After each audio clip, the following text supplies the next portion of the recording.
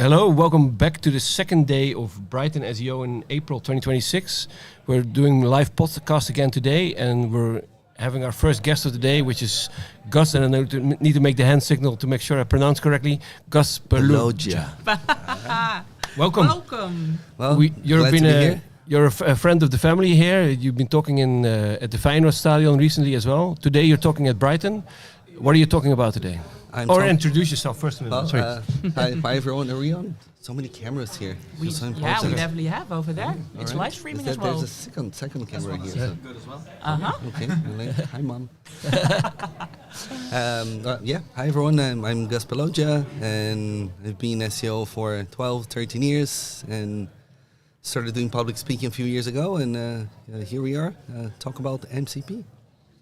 Mm-hmm. Cool. Because the talk is this morning, right? What time and which room? It's at Skyline at 11:20. So okay. I opened the slot, and just one floor over us. Not that people know, because if they're just listening or watching, they're not going to be here. Can you tell us a little bit about what you will be talking about?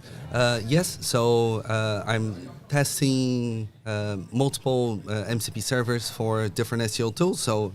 Maybe what is an MCP server? Yes, that's a good start.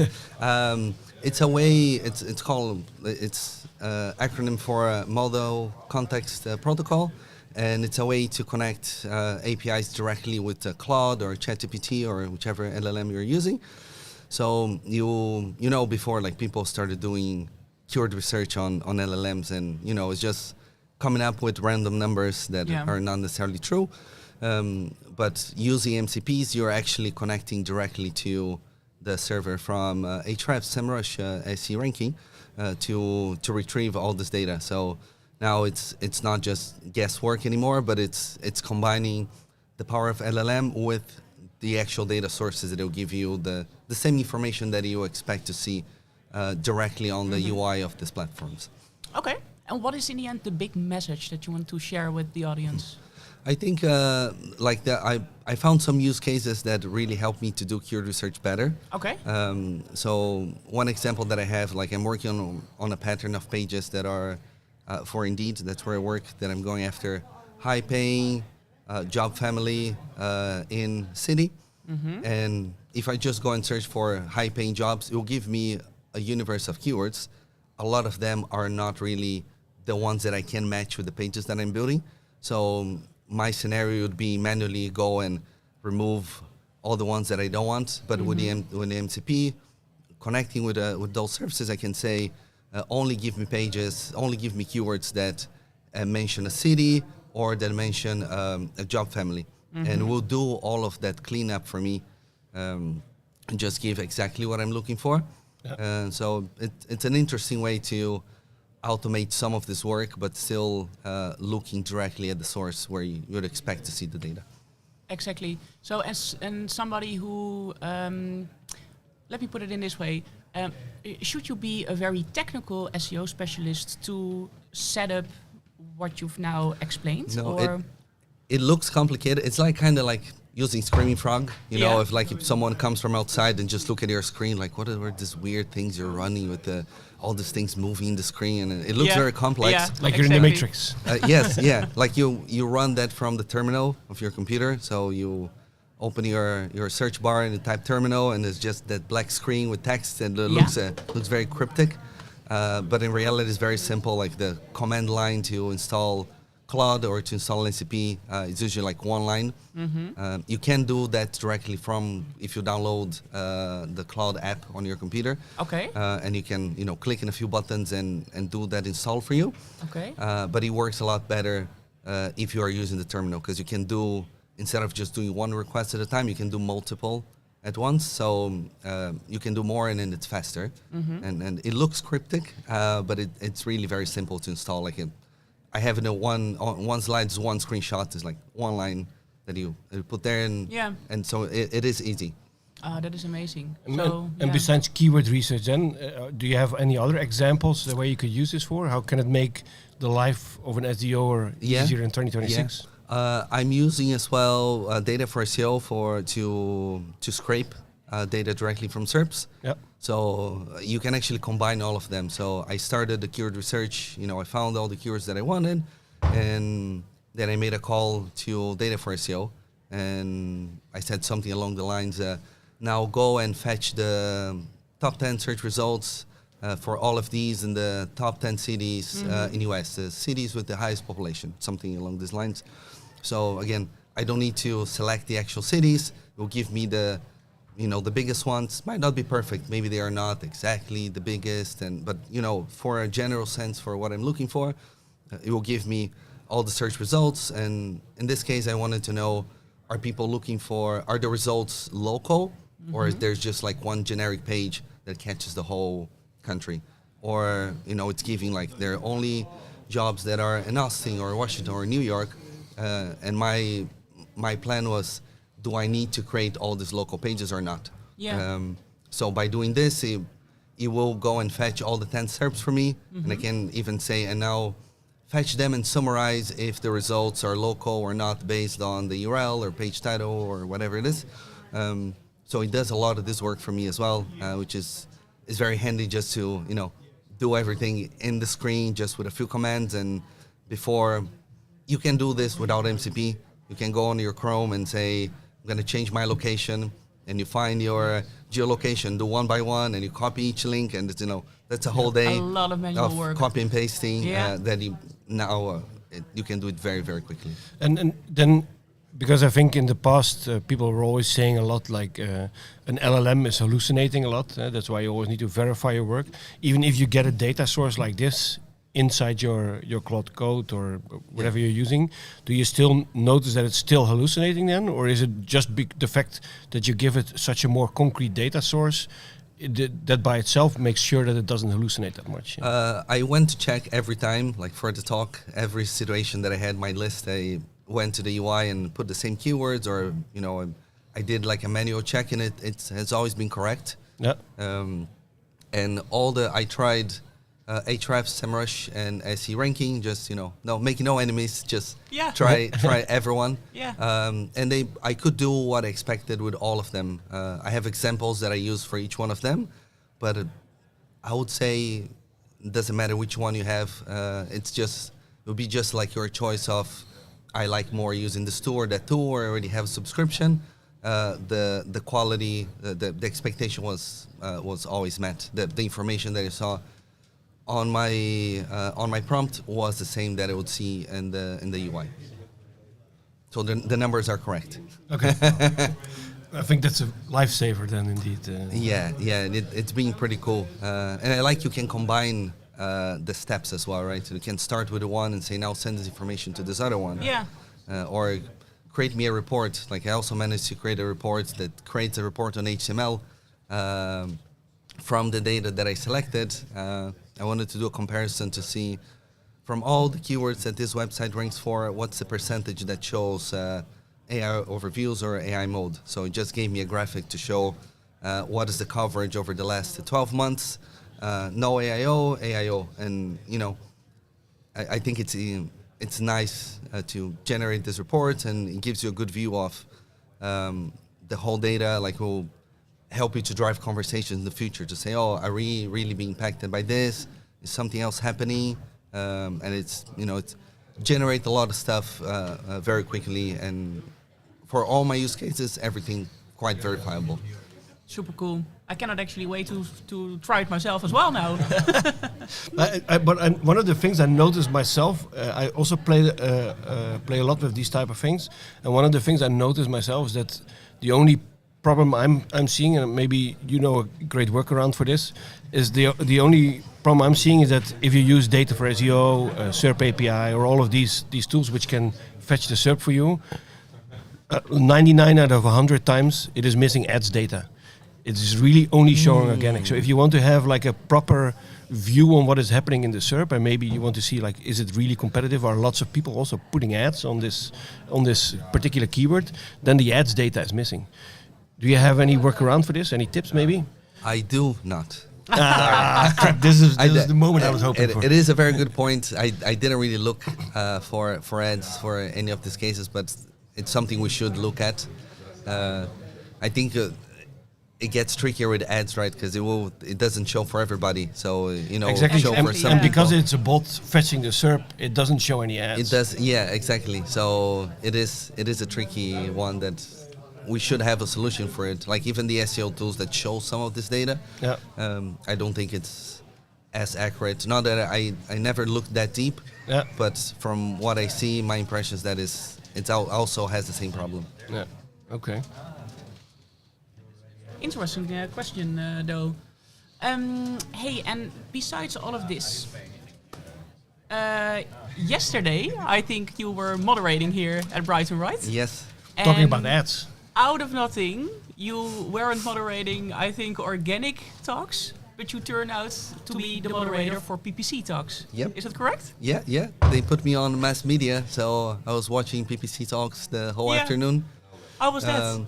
There's some interesting stuff, like some stuff that I normally wouldn't go to. Okay. But just because I had to be there, and it was, when you go back on stage to introduce somebody, you also want to say something smart about the talk that happened before. Yeah. So you're paying attention. Yeah. So there were some interesting talks about CTV, so connected TV ads. Okay. That I didn't know. Like everything's managed by Amazon, so you can buy ads for multiple streaming services through Amazon. Yeah. I was like, I didn't know you could Amazon or Prime Video is a marketplace that you can buy shows from other platforms without leaving Amazon. It's like, no. I think Netflix had a patent a couple of years ago already where they are able to place dynamic ads in TV shows and movies. So if you're watching a movie and you see a bus driving past and normally you see the ad on the bus, then they can show me a different ad on the bus than they can show you on the That is a bit creepy, huh?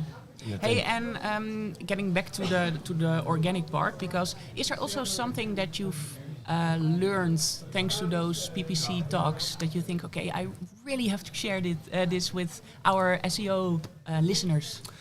There was a really good talk about landing pages, and sometimes when you're too deep into doing your own thing, you kind of stop looking at it from the eyes of the consumer, or the person that will actually read that page once and just need to perform an action to understand the product and buy it. So there was a really good talk about landing page, like showing ads that were sending people to the homepage instead of showing like, you're giving a 30% off, but you click through and you go to the homepage. Yeah. The homepage doesn't say where the 30% off is.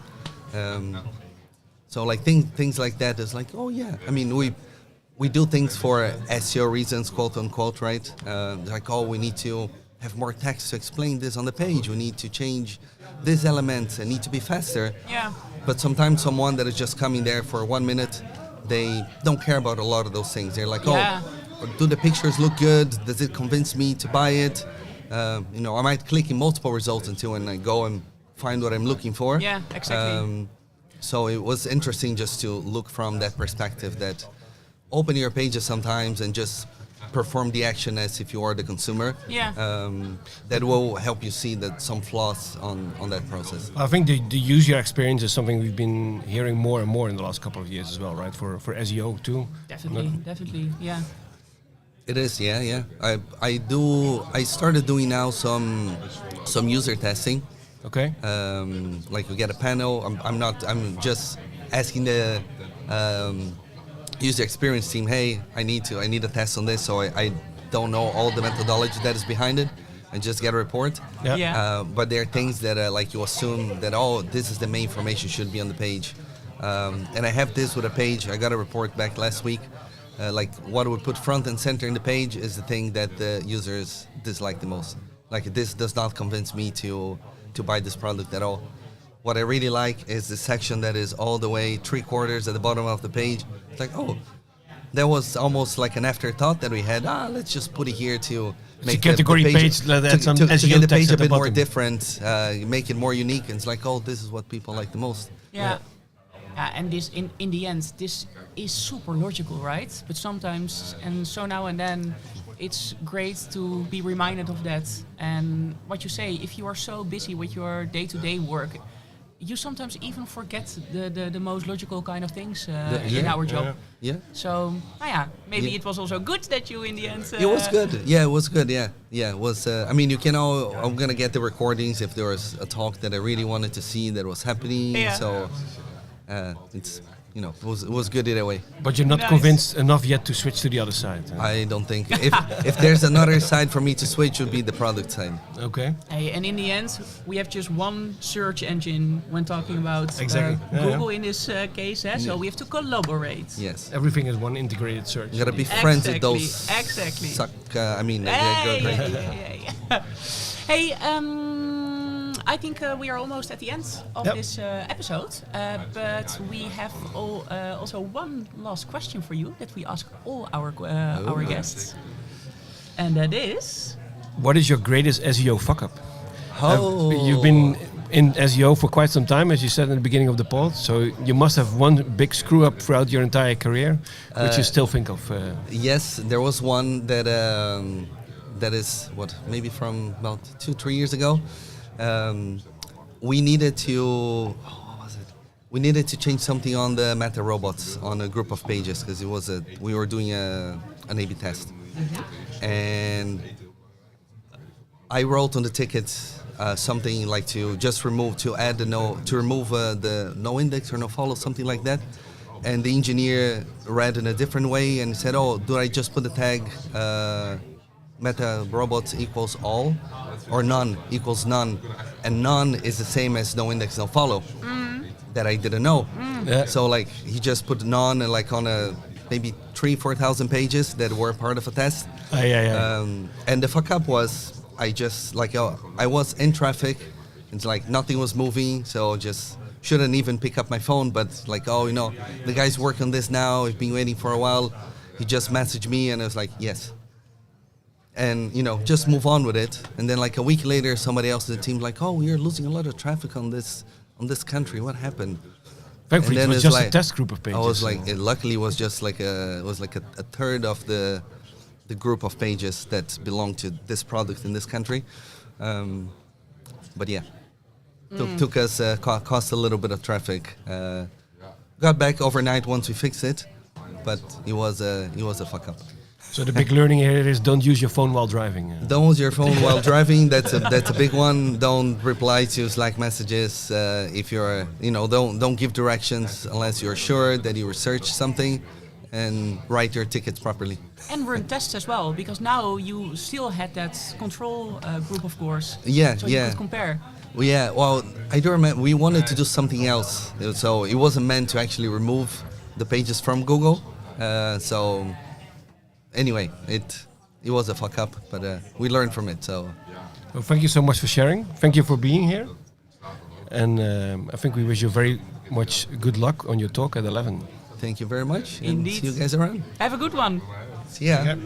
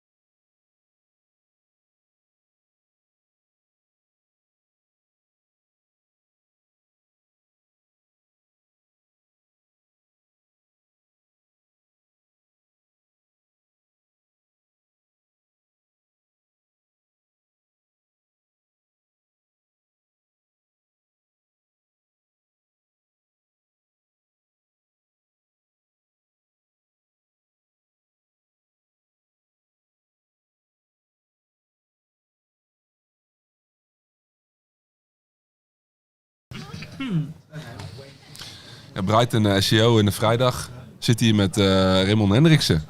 Yes, dat klopt. Welkom. Dank je. Leuk om hier te zijn. Waar is jouw SEO-reis begonnen? Die is begonnen vanuit een hobbyproject. Ik heb ik denk 10, 15 jaar geleden een voetbalwebsite opgezet. Voetbal altijd mijn passie geweest.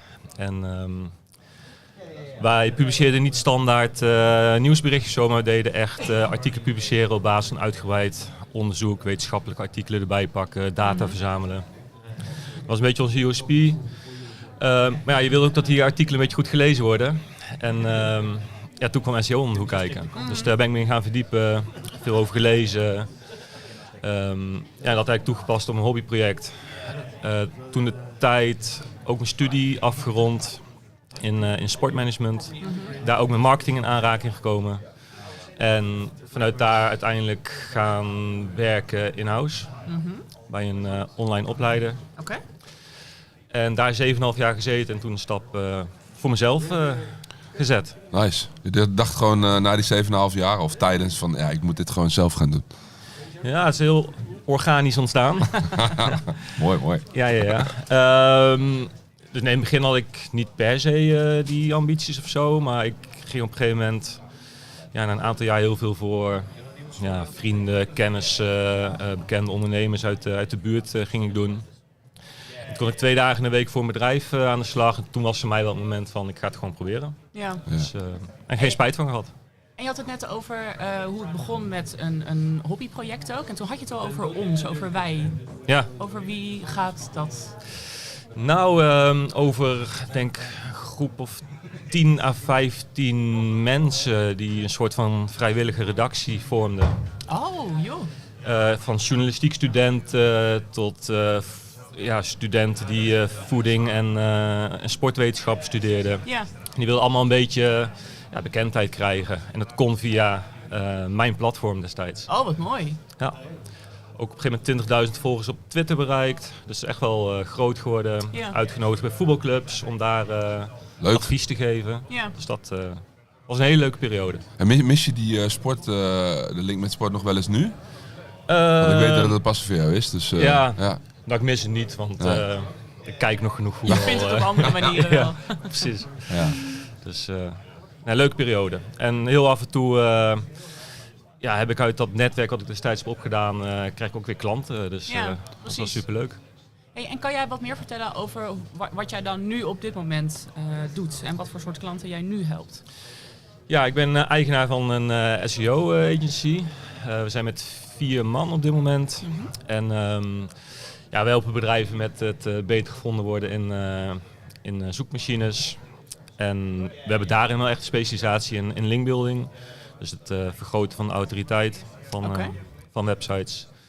En dat doen we met heel veel plezier. Oké. En op welke kan je een beetje uitleggen wat jullie visie daarop is? Want het uitbouwen van autoriteit, dat is natuurlijk nu al helemaal een topic. We horen hier op Brighton SEO ook natuurlijk EEAT voorbij komen. Maar ook met de hele ontwikkelingen binnen LLM's en AI en noem maar op.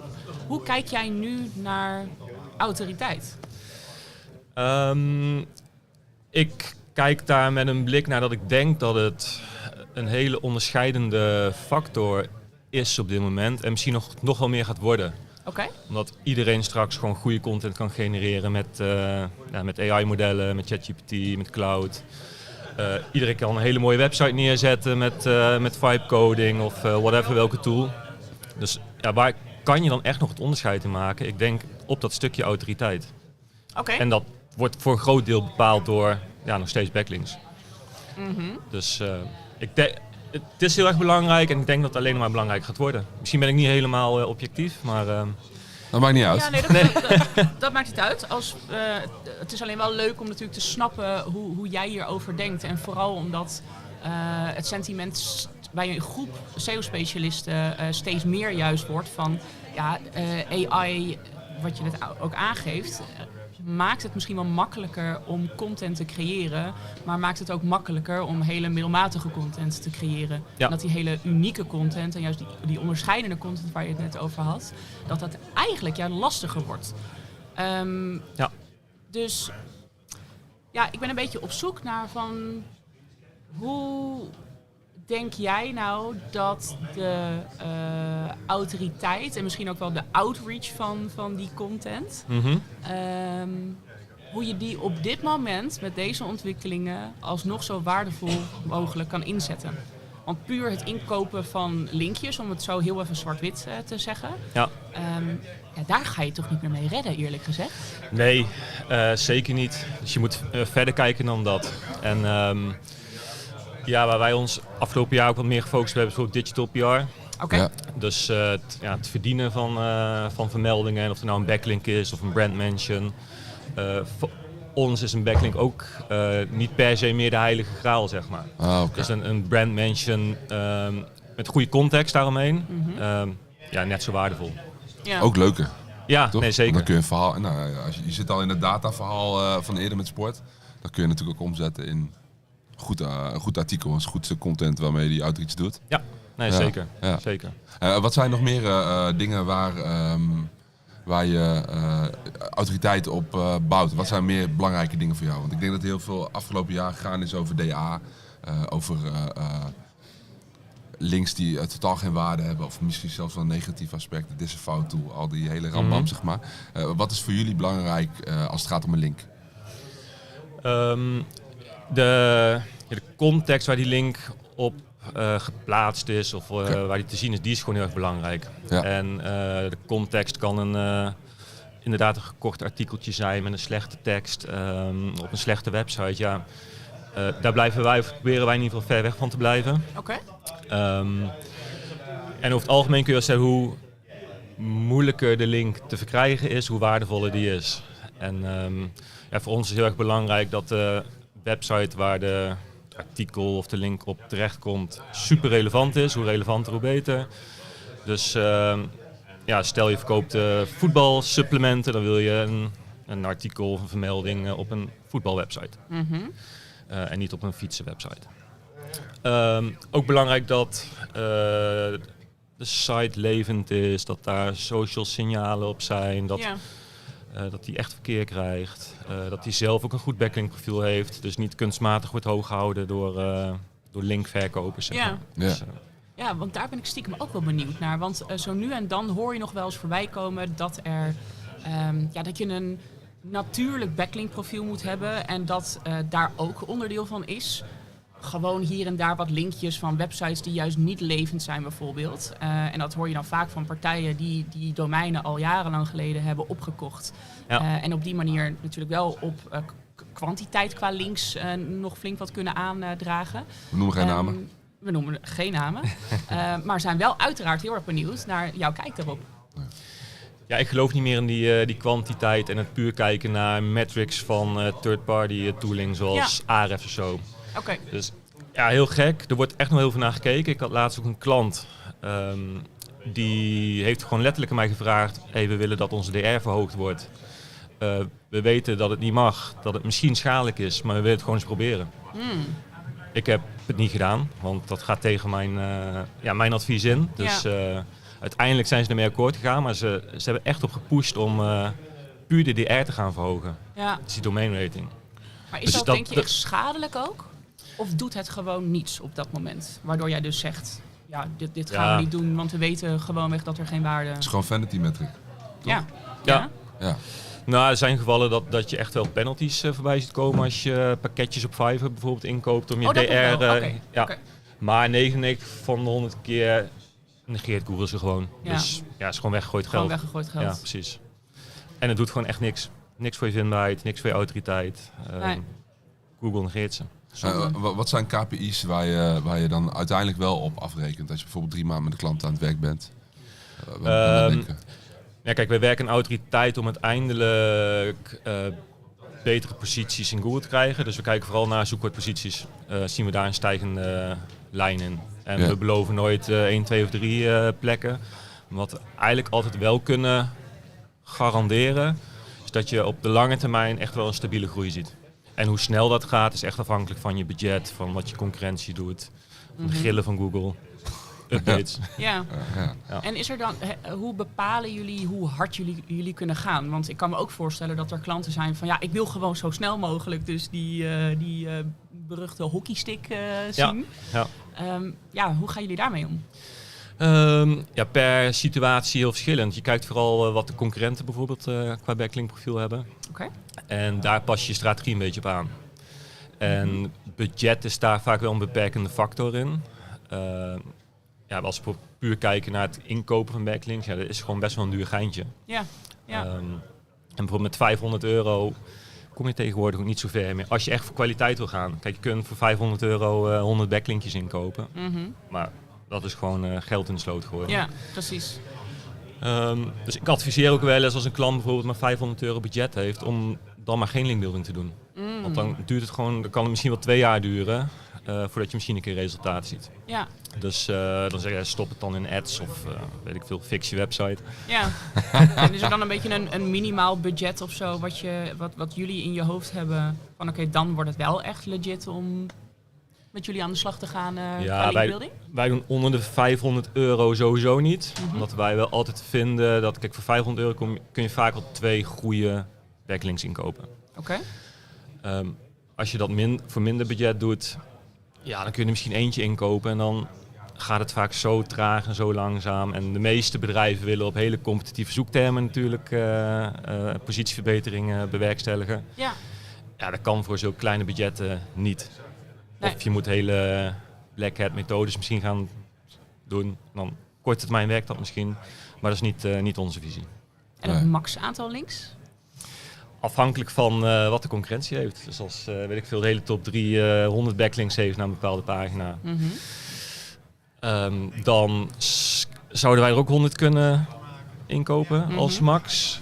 Maar misschien zijn 20 hele goede net zo goed als 100 gemiddelde links. Ja. Dus echt, it depends. Echt aan de situatie. Oké. Ik denk dat ook heel veel luisteraars zelf ook bezig zijn met autoriteit. Wat is jouw go-to tool om überhaupt autoriteit te kunnen meten? Wat gebruiken jullie het liefst daarin? Wat zou je advies zijn? Autoriteiten meten, ik gebruik zelf Ahrefs heel erg veel om gewoon backlinkprofielen te checken. Ja. Wat voor verkeer ze krijgen. Dus je ziet tegenwoordig ook dat heel veel websites een beetje gemanipuleerd verkeer naar zich toe trekken om weer links te verkopen. Ja. Dus relevant verkeer is ook echt een hele belangrijke... Kijk op bekende Nederlands. Ja, zo, precies. Toch? Het vermogen van... ja, precies. Ja. Wil je dit heel even iets meer toelichten voor de mensen die dit voorbeeld niet kennen? Je lachen hierom? Ja, ik heb dat een paar keer voorbij gekomen zelf. Dus, ja, je hebt bepaalde tools zoals Ahrefs die heel veel zoekvolume op de een of andere manier toekennen aan bepaalde zoekwoordcombinaties. En dat is gewoon een onderwerp, het vermogen van een bekende Nederlander. René Vroger, het vermogen van René Vroger. Oké. Daar wordt volgens Ahrefs dan weet ik veel 1000 keer op gezocht. Je kunt daar heel makkelijk op ranken, omdat niemand daar een artikeltje voor over heeft geschreven. Dus je pusht je metrics kunstmatig, zodat het lijkt alsof je heel veel verkeer binnentrekt. Open je vervolgens Google Analytics, dan zie je niks gebeuren. Nee. En het is ook geen relevant verkeer. Dus. Nee, het is helemaal off-topic. Ja, precies. Duidelijk. Ja. Dus Ahrefs is wel mijn go-to tool om backlink field te checken. Verkeer, wat voor verkeer ze binnenhalen. En is dat antwoord op je vraag? Ja, ik denk het wel, toch? Ja. Hey, en ik ben stiekem nog wel benieuwd naar... als we weer helemaal even teruggaan naar die basis. In het begin gaf je aan, autoriteit, dat is hetgene waar wij ook echt wel ons in specialiseren. We hebben het nu heel erg over echt linkbuilding gehad. Ja. Helpen jullie ook bij het uitbouwen van autoriteit breder dan dat? Dus eigenlijk het hele online sporenprofiel wat nu steeds meer ter sprake komt en ook steeds belangrijker lijkt te worden. Nu ook binnen LLM's natuurlijk. Zeker. Zeker voor beginnende websites is er vaak heel veel winst te behalen en laaghangend fruit te pakken door, wij noemen dat entity stacking. Dus je gaat echt aan je entiteit werken, je gaat je brand laden. En dat is een kwestie van je aanmelden op social media platformen, een profiel bij een bedrijvengids, bij een review-aggregator. Zoveel mogelijk vermeldingen krijgen op zoveel mogelijk plekken op het internet met consistente informatie. En dat dient voor ons altijd echt als een hele goede basis om in ieder geval een vliegende start te maken met je nieuwe website. Of als je nog helemaal geen autoriteit hebt opgebouwd. Helder. Ja. Nice. Maar we zijn bijvoorbeeld druk bezig met Reddit. Ja. Valt niet mee. Nee, het is ingewikkeld toch? Ja, zeker. Lijkt me. Veel geprobeerd en getest. En we hebben nu wel wat redelijk succesjes behaald. Dus dat is wel leuk. Maar als we nieuwe accounts aanmaakten, we deden niet heel veel bijzonders. Maar je wordt echt om de havenklap geband. Ja. Want alles lijkt reclame. Natuurlijk, ja. Echt, ja. Ik denk dat 10 jaar geleden was forum spammen nog een beetje een ding. 12 jaar geleden denk ik. Ja. Dan kreeg je gewoon een penalty omdat je op het FIFA-forum linkjes aan het droppen was. Of werd je geband daar, zeg maar. Ja, cool. Dat is nog heel oldschool. Maar dit doet me daar wel een beetje aan denken inderdaad. Ja, snap ik. Ja, toch? Een goede tip daarin, als je met Reddit aan de slag wil gaan, denk ik, is dat het slim is om een eigen subreddit aan te maken. Mm-hmm. En dan beheer je ook een beetje die subcommunity. Je wordt niet snel geband als je een eigen community of een eigen subreddit hebt. Mm-hmm. Ja. En je hebt ook heel veel controle over wat je post. Dus Kijk, dat is iets wat bij ons heel goed dat werkt. is goed voor de luisteraars. Inderdaad. Sowieso, toch? Absoluut. Ja. En je kunt er ook een backlink in kwijt in je profiel. Dus Nice. gratis linkje van Reddit. Kijk aan. Entity Zeg maar stacking. in je bio qua profiel. Ja, precies. Nou, Nice. Nou, Hey, we zijn een goeie beetje aan het einde gekomen. We hebben natuurlijk nog één vraag. En dat is, wat is jouw Absoluut. grootste SEO fuck-up van de afgelopen jaren?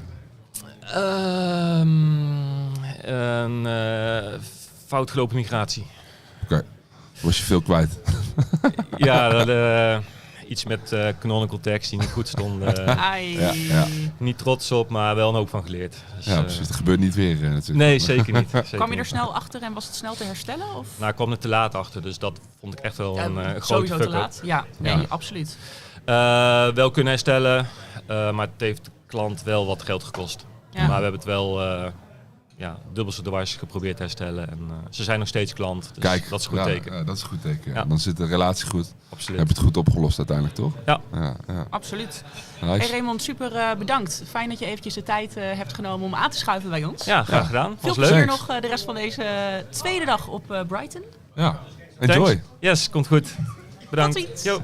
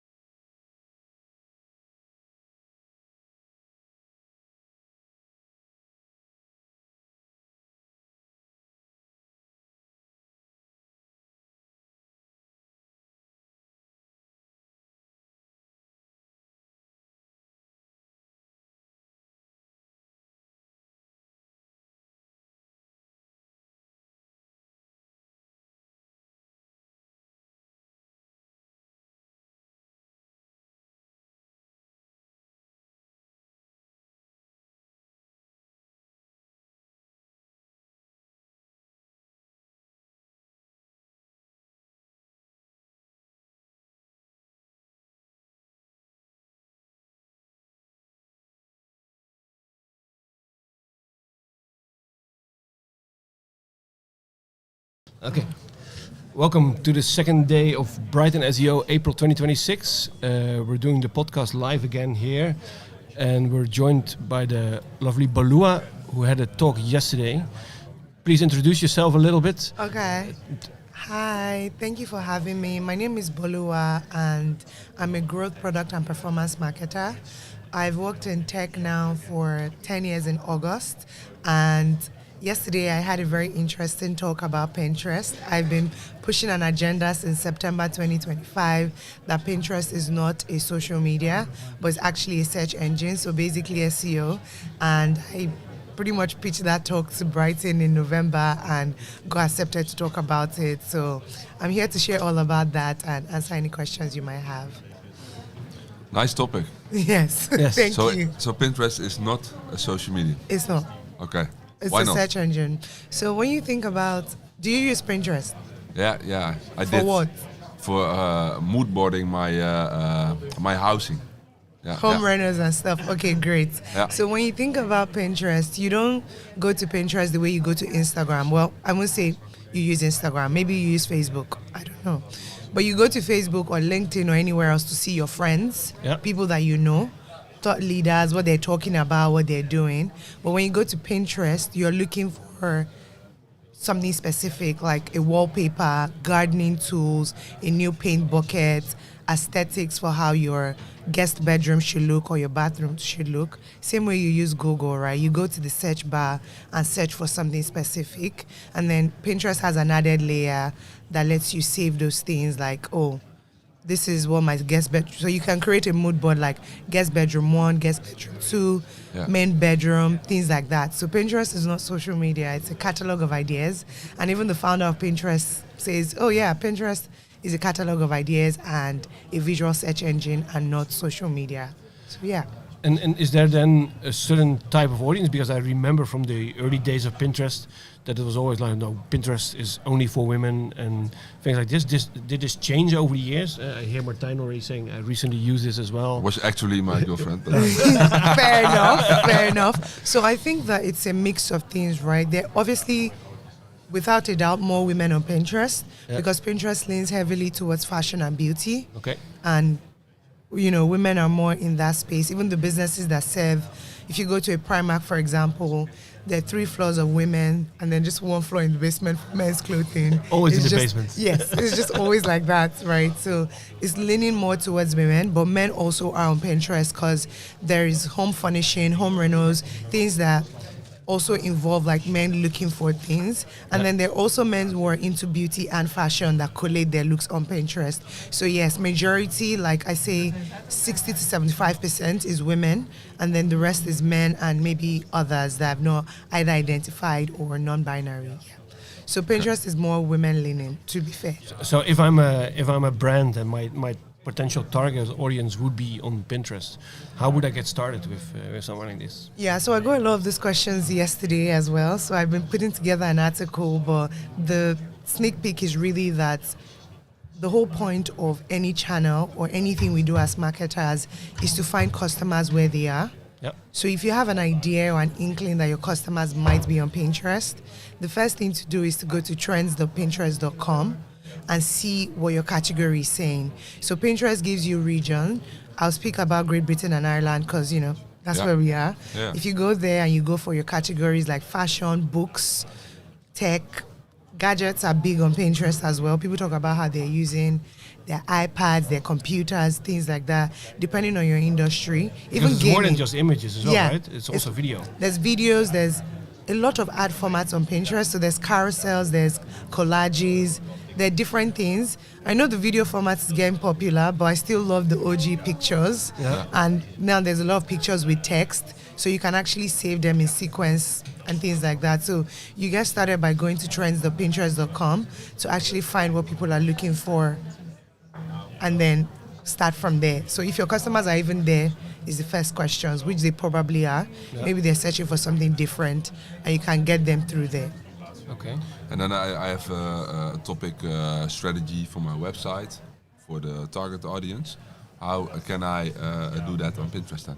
So I think that Pinterest, depending on your type of business, right? So Pinterest is again, why it's not a social media, like Instagram, X, everybody else, they track things like daily active users. They want you to spend as many time on their platform doom scrolling, even YouTube. However, Pinterest tries to get you to get out of the platform. So they actually prioritize outbound clicks, like visit this site. So depending on your content or your niche, a lot of bloggers do Pinterest. So they do. Interesting. Yeah, so they do like a snippet of their article on Pinterest, and you can read more on the website. So there's a way for you to do that for your niche, whatever that might be. It just needs to be something that has to be capturing the audience on Pinterest. So it has to be native to the platform. So maybe you do a picture with a lot of text that says, oh, read more here, and people can visit your site. It's not complicated to leave Pinterest like it is to leave Instagram or even TikTok. I don't know if that's clear. Yeah, I think that's clear. Yeah. And is this in some kind of way Pinterest shopping in the future?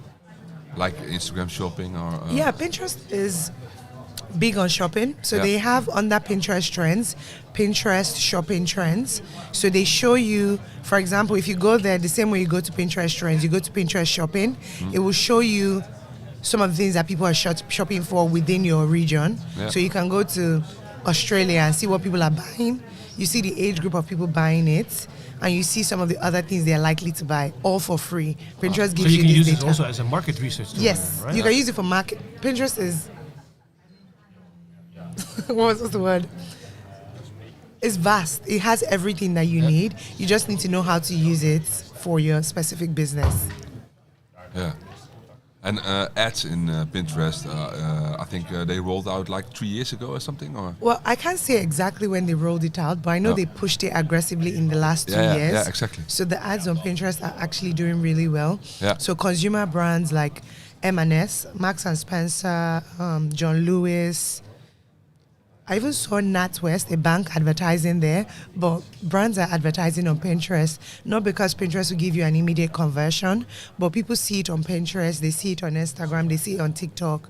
They finally go to your website. So it's for demand generation. The age-old, 7 touch points before Yes, you buy something. yes. So Pinterest is one of those touch points, and it's demand generation for your brand, and it's for fashion or beauty. You probably get a faster conversion than maybe financial services. And then because you say Pinterest is not a social network, it's a search engine, would it then also, because if traditional social media is a lot of brands, they want to get as many followers and things like this on their accounts. I had to do 10, 15 years ago, I had to do things for Unilever where we just sent samples. If people would like the page because their goal was like 1 million likes at the end of the year, is such a strategy then also relevant with Pinterest? Do you need to get followers, or No. is it just optimizing your pins and just going for organic? Traffic is the main KPI, right? Yes, Yeah, yes. yeah. So, funny enough, I used to work with Unilever too, through an agency many years ago. I used to manage some of their brands, Vaseline one of them. I think Vaseline is global, so Vaseline was one of the brands, and we used to do that as well. They try to get vanity metrics, as we'll call them, followers and likes, but Pinterest doesn't thrive on that. Pinterest is more like SEO, right? It's really organic traffic. discovery. Yeah, it's like discovery, traffic, conversions in the end. So people are seeing, clicking, saving, and buying versus following your page. Like the page I have that I created in September last year that now has 1.4 monthly views.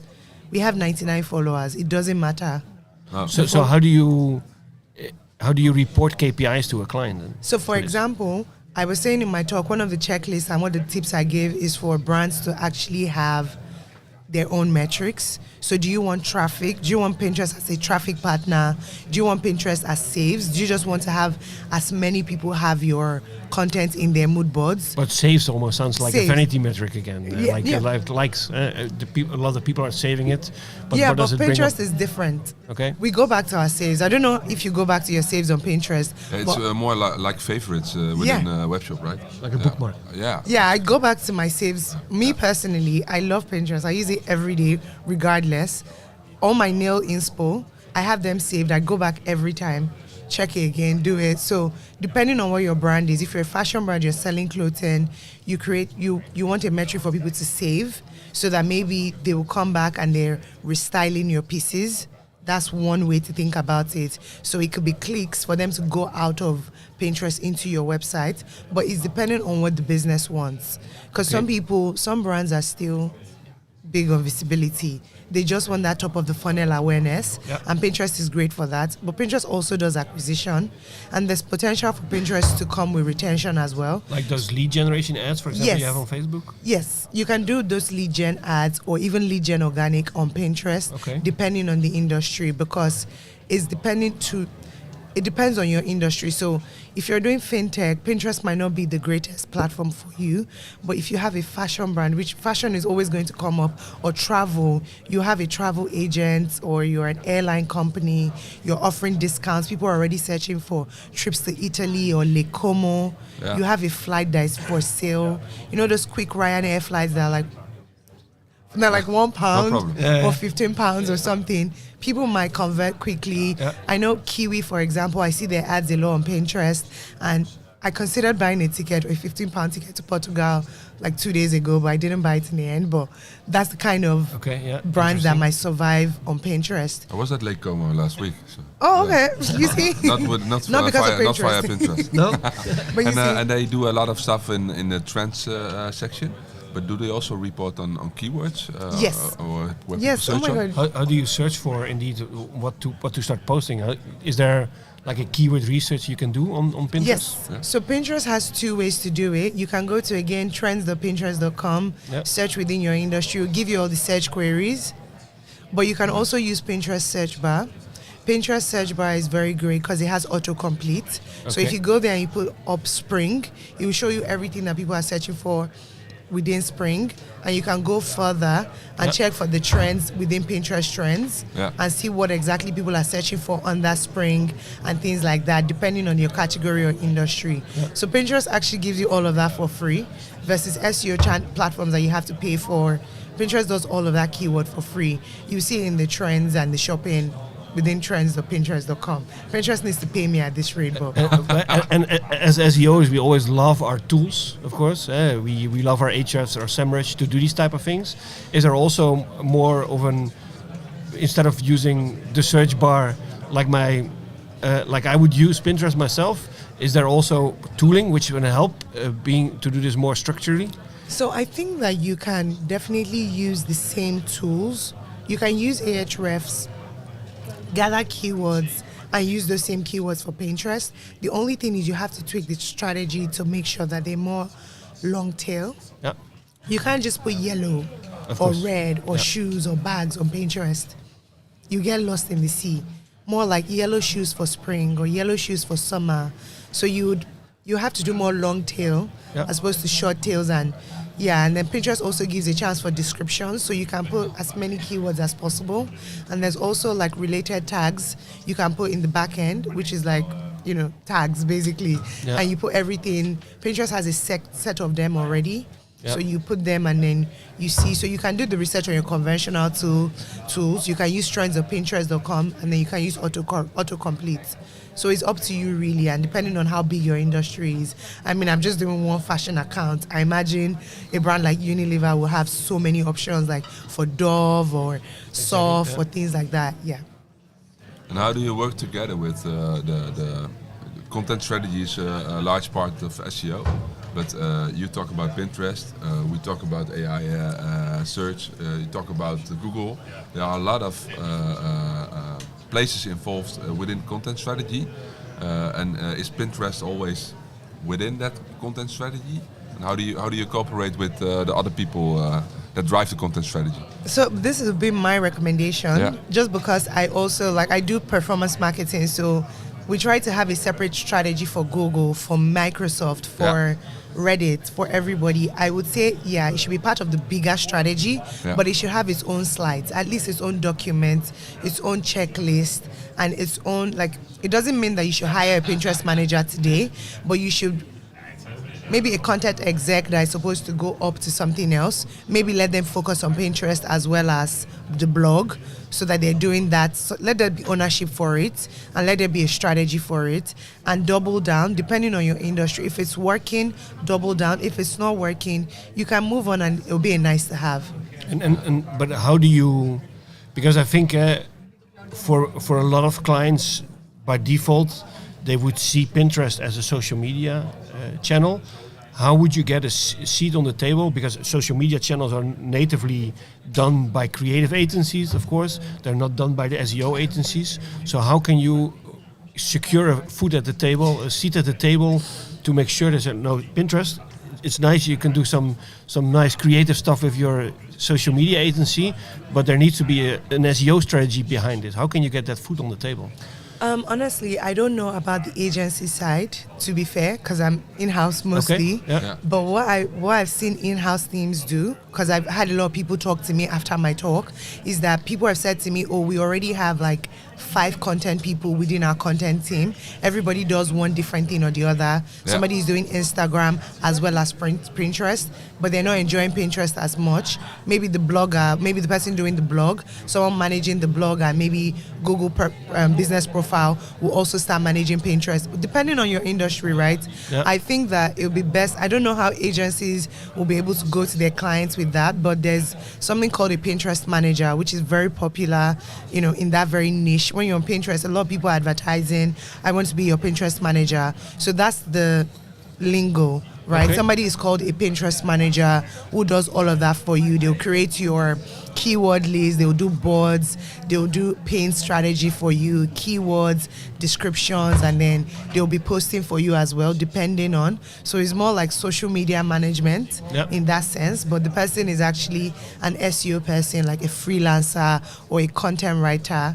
So in a big team, an agency team, I think that you can find somebody, because agencies, there's a lot of people just doing many different niche things that they can add it on, or maybe you hire somebody for it, and I don't know. I wouldn't say get somebody for just Pinterest, because I don't know how many CMOs will be interested in that.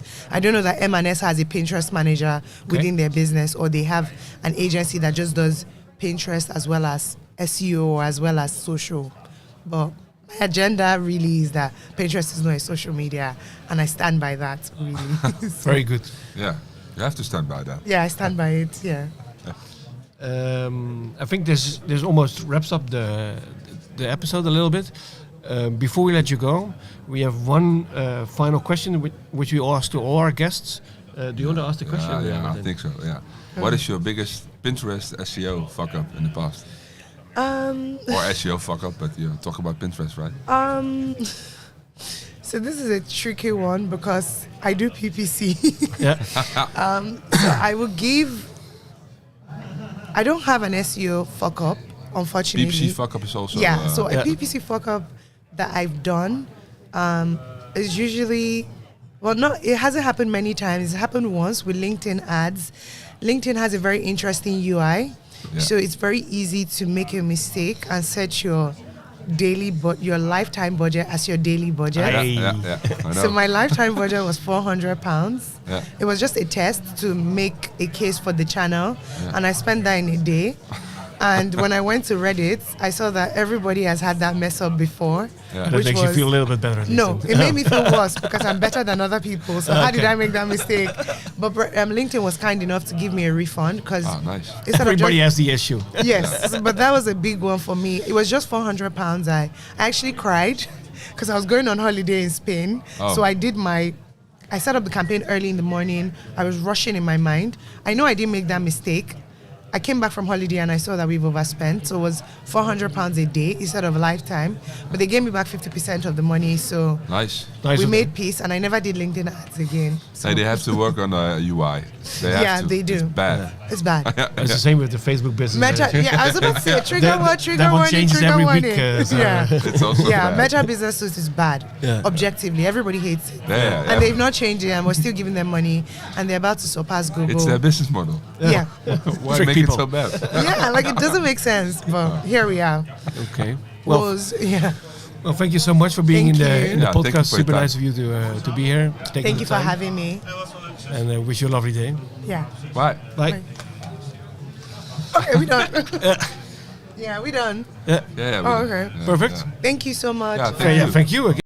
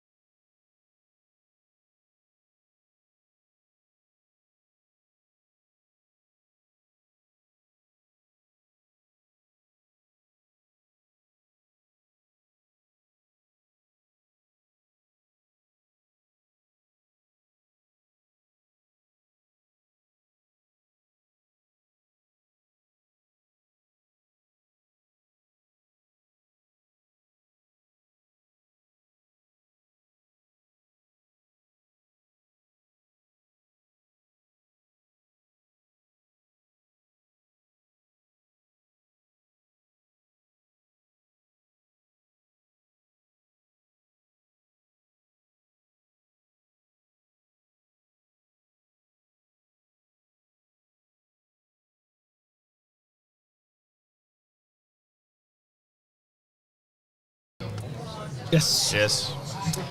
Welkom, Ja, dankjewel. Jeroen Driehuis. Van Onker. Oh, ja, inderdaad. Nee, Jeroen Driehuis. Hartstikke leuk dat jij bij ons in de podcast aanschuift. Dankjewel. En ik kan ook wel zeggen, Nederlandse ster hier op Brighton SEO, april 2026. Dankjewel. Want jij komt net het podium Vers van het podium af net, inderdaad. afgerold. Ja. Hey, vertel, hoe ging het? Ja, heel goed eigenlijk. Ja, heel veel leuke reacties. Ja? Ja, het is een klein beetje zenuw van tevoren, maar echt... Het verdwijnt eigenlijk als je op het podium staat. Goede reacties vanuit de zaal. En, Wat goed. ja, heerlijk. Dus wel high nog. Wat goed, wat En, goed. vertel eens even voor de mensen die er niet bij konden zijn, zoals ons, omdat we heel de tijd de podcast hier. Waar ging jouw talk precies over? Ik mocht het over mijn favoriete onderwerp hebben, SEO-migraties. Oké. En dan vooral wat je moet doen om ze op te lossen als het misgaat. Oké, vertel meer. We hebben dat laatst een case gehad van een klant die een migratie deed bij een ander bureau. Ons heeft ingehuurd na 6 maanden. En Ja. het compleet was misgegaan. Daar hebben we opgelost gelukkig. Maar met een begrijpelijk framework voor een klant. In 6 stappen. Ja. Toen dachten we, dit kunnen we ook gebruiken voor andere klanten. En daar hebben we de presentatie over gegeven. Top. Vertel ons iets meer over het framework. Het is eigenlijk geleend van Jarro Arkes. Die heeft ooit een keer een blog geschreven over een andere manier om naar SEO te kijken. En dan Ja. vooral voor content. Maar dat paste wel heel goed bij migraties ook. Dus het begint eigenlijk met, als je een migratie hebt in een nieuwe situatie, zijn de nieuwe pagina's ook daar.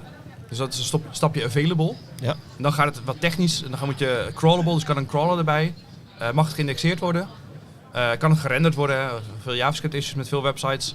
En dan de laatste 2 stappen zijn content. Dus is het interpretable? Kan een zoekmachine begrijpen waar je het over hebt?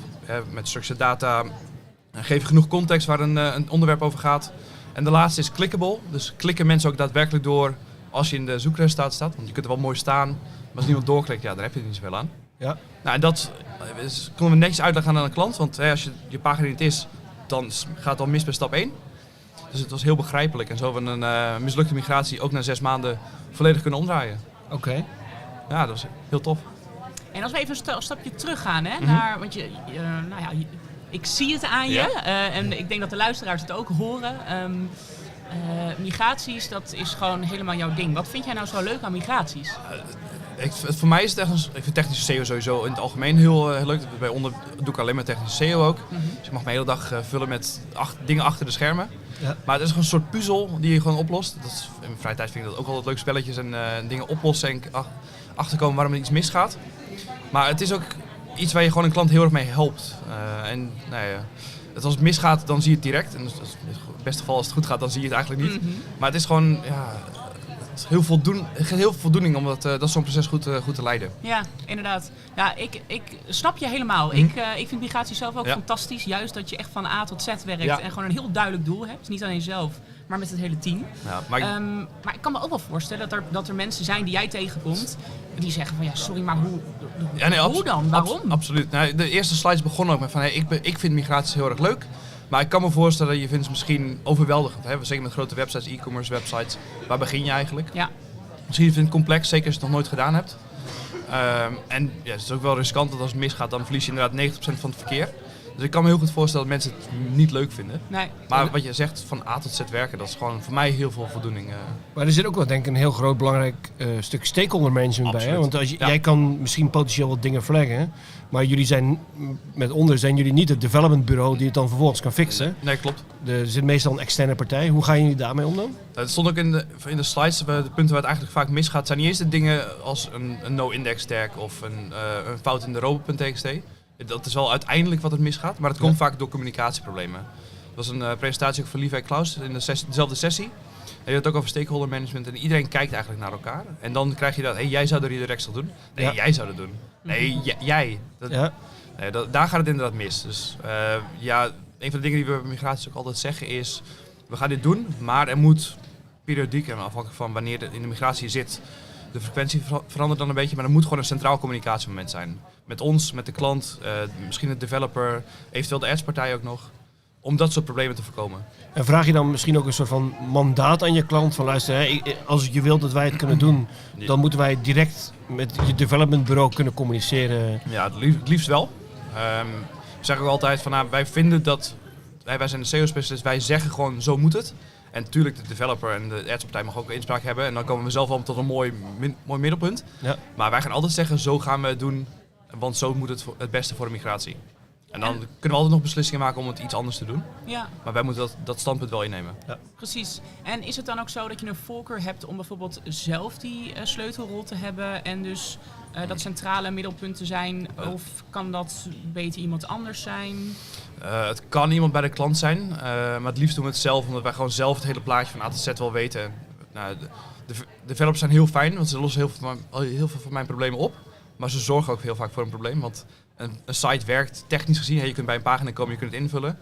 Maar dat wil niet altijd zeggen dat ze rekening houden met canonicals of met een indextag. Nee. Dus het liefst doen wij dat gewoon zelf. Precies. En hoe communiceer je dat dan met zulke soort mensen? Dat kan heel verschillend zijn. Het kan een Mondayboard zijn. Het kan in ieder geval een call zijn waar we even een incheckmoment hebben. Maar ook, Levi had in dezelfde talk een centraal document waar je dat zou kunnen samenvatten. Dus daar kun je de status van briefings, van of een pagina gecreëerd is, de URL-structuur zou je kunnen zetten. Dat is wel heel tof, want dan kun je ook juniors mee laten helpen aan een migratie. Ja.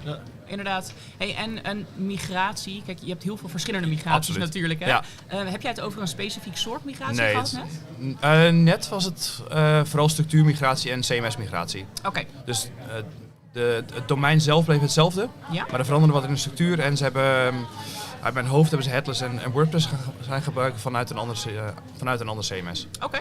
Maar er zijn inderdaad heel veel verschillende manieren om iets te migreren. En zie jij dan nog dat er bepaalde types met migraties vaker misgaan dan andere types migraties? Ja, domeinmigratie en structuurmigraties gaan wel het meest mis, omdat daar verandert ook het meest. Ja. We zeggen wel eens bij onder de beste migratie is geen migratie, dus het liefst wil je alles gelijk. Ja. Maar met het domein verander je natuurlijk gewoon het domein al gelijk. Met structuurmigratie verandert een hele hoop. Interne linking verandert. Dat zijn wel de dingen waar het meest misgaat. Ja. En als je dan kijkt bijvoorbeeld naar zo'n domeinmigratie. Hè? Stel je voor dat er iemand nu luistert en die weet, we gaan het domein op een gegeven moment veranderen. Ja. Bel ons. Bel jullie, oké. Stap 1 in het proces. Hoe ver van tevoren moet dat gebeuren, dat bellen? We hebben laatst een migratie-intake gehad voor een mogelijke migratie. En het was ook het domein gaat veranderen, dus het merk gaat ook veranderen.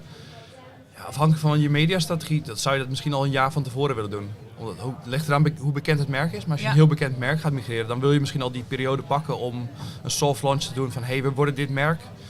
Je mediacampagne op aan te sluiten, misschien ook social media en influencers bij te pakken van we worden dit merk, je kunt er vast aan wennen. Ik denk dat het mooi zien nu bij Ideal en Wero. Ja. Dat switcht nu. En laatst zag ik op Instagram een beetje aan het doomscrollen. Ja. En dan zie je influencers voorbij komen. Is Wero net zo makkelijk als Ideal? Ja, dat is het. Dus dan ben je er nu al vast aan dat het een nieuwe naam krijgt. Je ziet in alle communicatie. Als je inlogt in je bankapp, zie je dat het Wero wordt. Ja. Dus dat kan misschien al echt al een jaar of verder van tevoren. En helemaal natuurlijk ook met een URL-migratie, dan moet je ook je PPC-campagnes mee aangepast worden. Want anders blijf je daar ook geld weggooien. Ja, dus het is gewoon belangrijk dat je die URL-structuur ook bijvoorbeeld in een centraal document hebt staan. Dat iedereen weet, dit wordt het. En ik kan direct op de dag zelf schakelen. Ja, precies. En nog even terug naar net jouw voorbeeld van Ideal, want dat was natuurlijk super actueel. Ja. Hoe jij hem net beschreef, de uitingen die je dan tegenkwam, dat is voornamelijk voor bezoekers. Dat klopt. Hoe gaat dat voor bots? Dat is voor bezoekers inderdaad, maar als je al bijvoorbeeld een homepage met een nieuwe naam lanceert, een domein, en misschien een over ons pagina van we waren dit merk, maar we worden dit op die en die datum, misschien wat nieuwsartikelen, dan kan een bot er ook alvast aan wennen. En dan bouw je misschien al wat domein op. Domeinwaarde op. Je kunt persberichten uitsturen, we worden dit. Dus mensen linken naartoe, dus je bouwt al wat linkwaarde op. Dus zo op die manier kun je dan ook bots laten wennen aan dat deze naam die straks gaat migreren, dat is dat domein. Dus er is al wat gewenning geweest. Je moet inderdaad ook gewoon een nieuwe entiteit opbouwen. Eigenlijk wel. Ja, zeker weten. En dat kan heel moeilijk zijn als je gewoon een heel sterk merk hebt. Ja. Mensen moeten eraan wennen. Hoe lang bestaat Ideal nou al? En zijn mensen gewend, ik betaal wel met Ideal. Ja.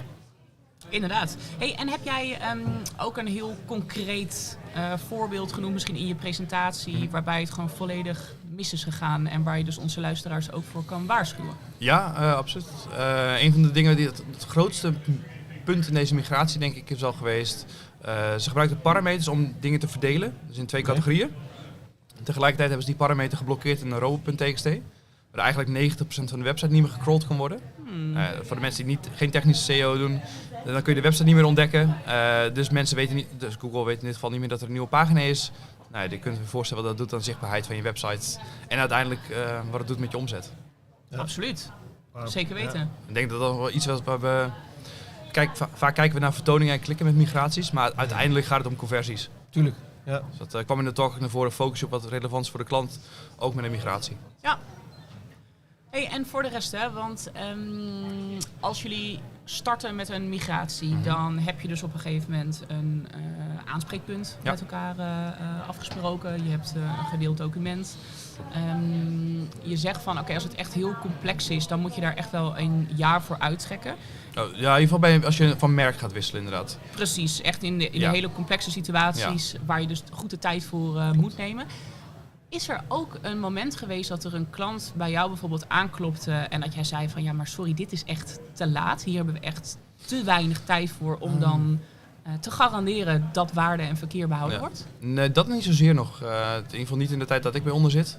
Misschien dat Martijn er andere verhalen over heeft. We hebben wel een paar keer gehad dat een klant live is gegaan en ons opbelde van hey, waarom is allemaal verkeer ingezakt? Oei. Oh ja, we zijn vrijdag live gaan met een nieuwe site. En misschien had je dat wel even moeten vertellen. En toen stond jij in de hoek van kantoor te springen van geluk. We hebben er weer eentje. Ja, nee, dat was al een klant. Maar daar kwam wel het feit vandaan dat we nu echt heel erg pushen op die centrale communicatie. En dat dit eigenlijk nooit meer mag gebeuren.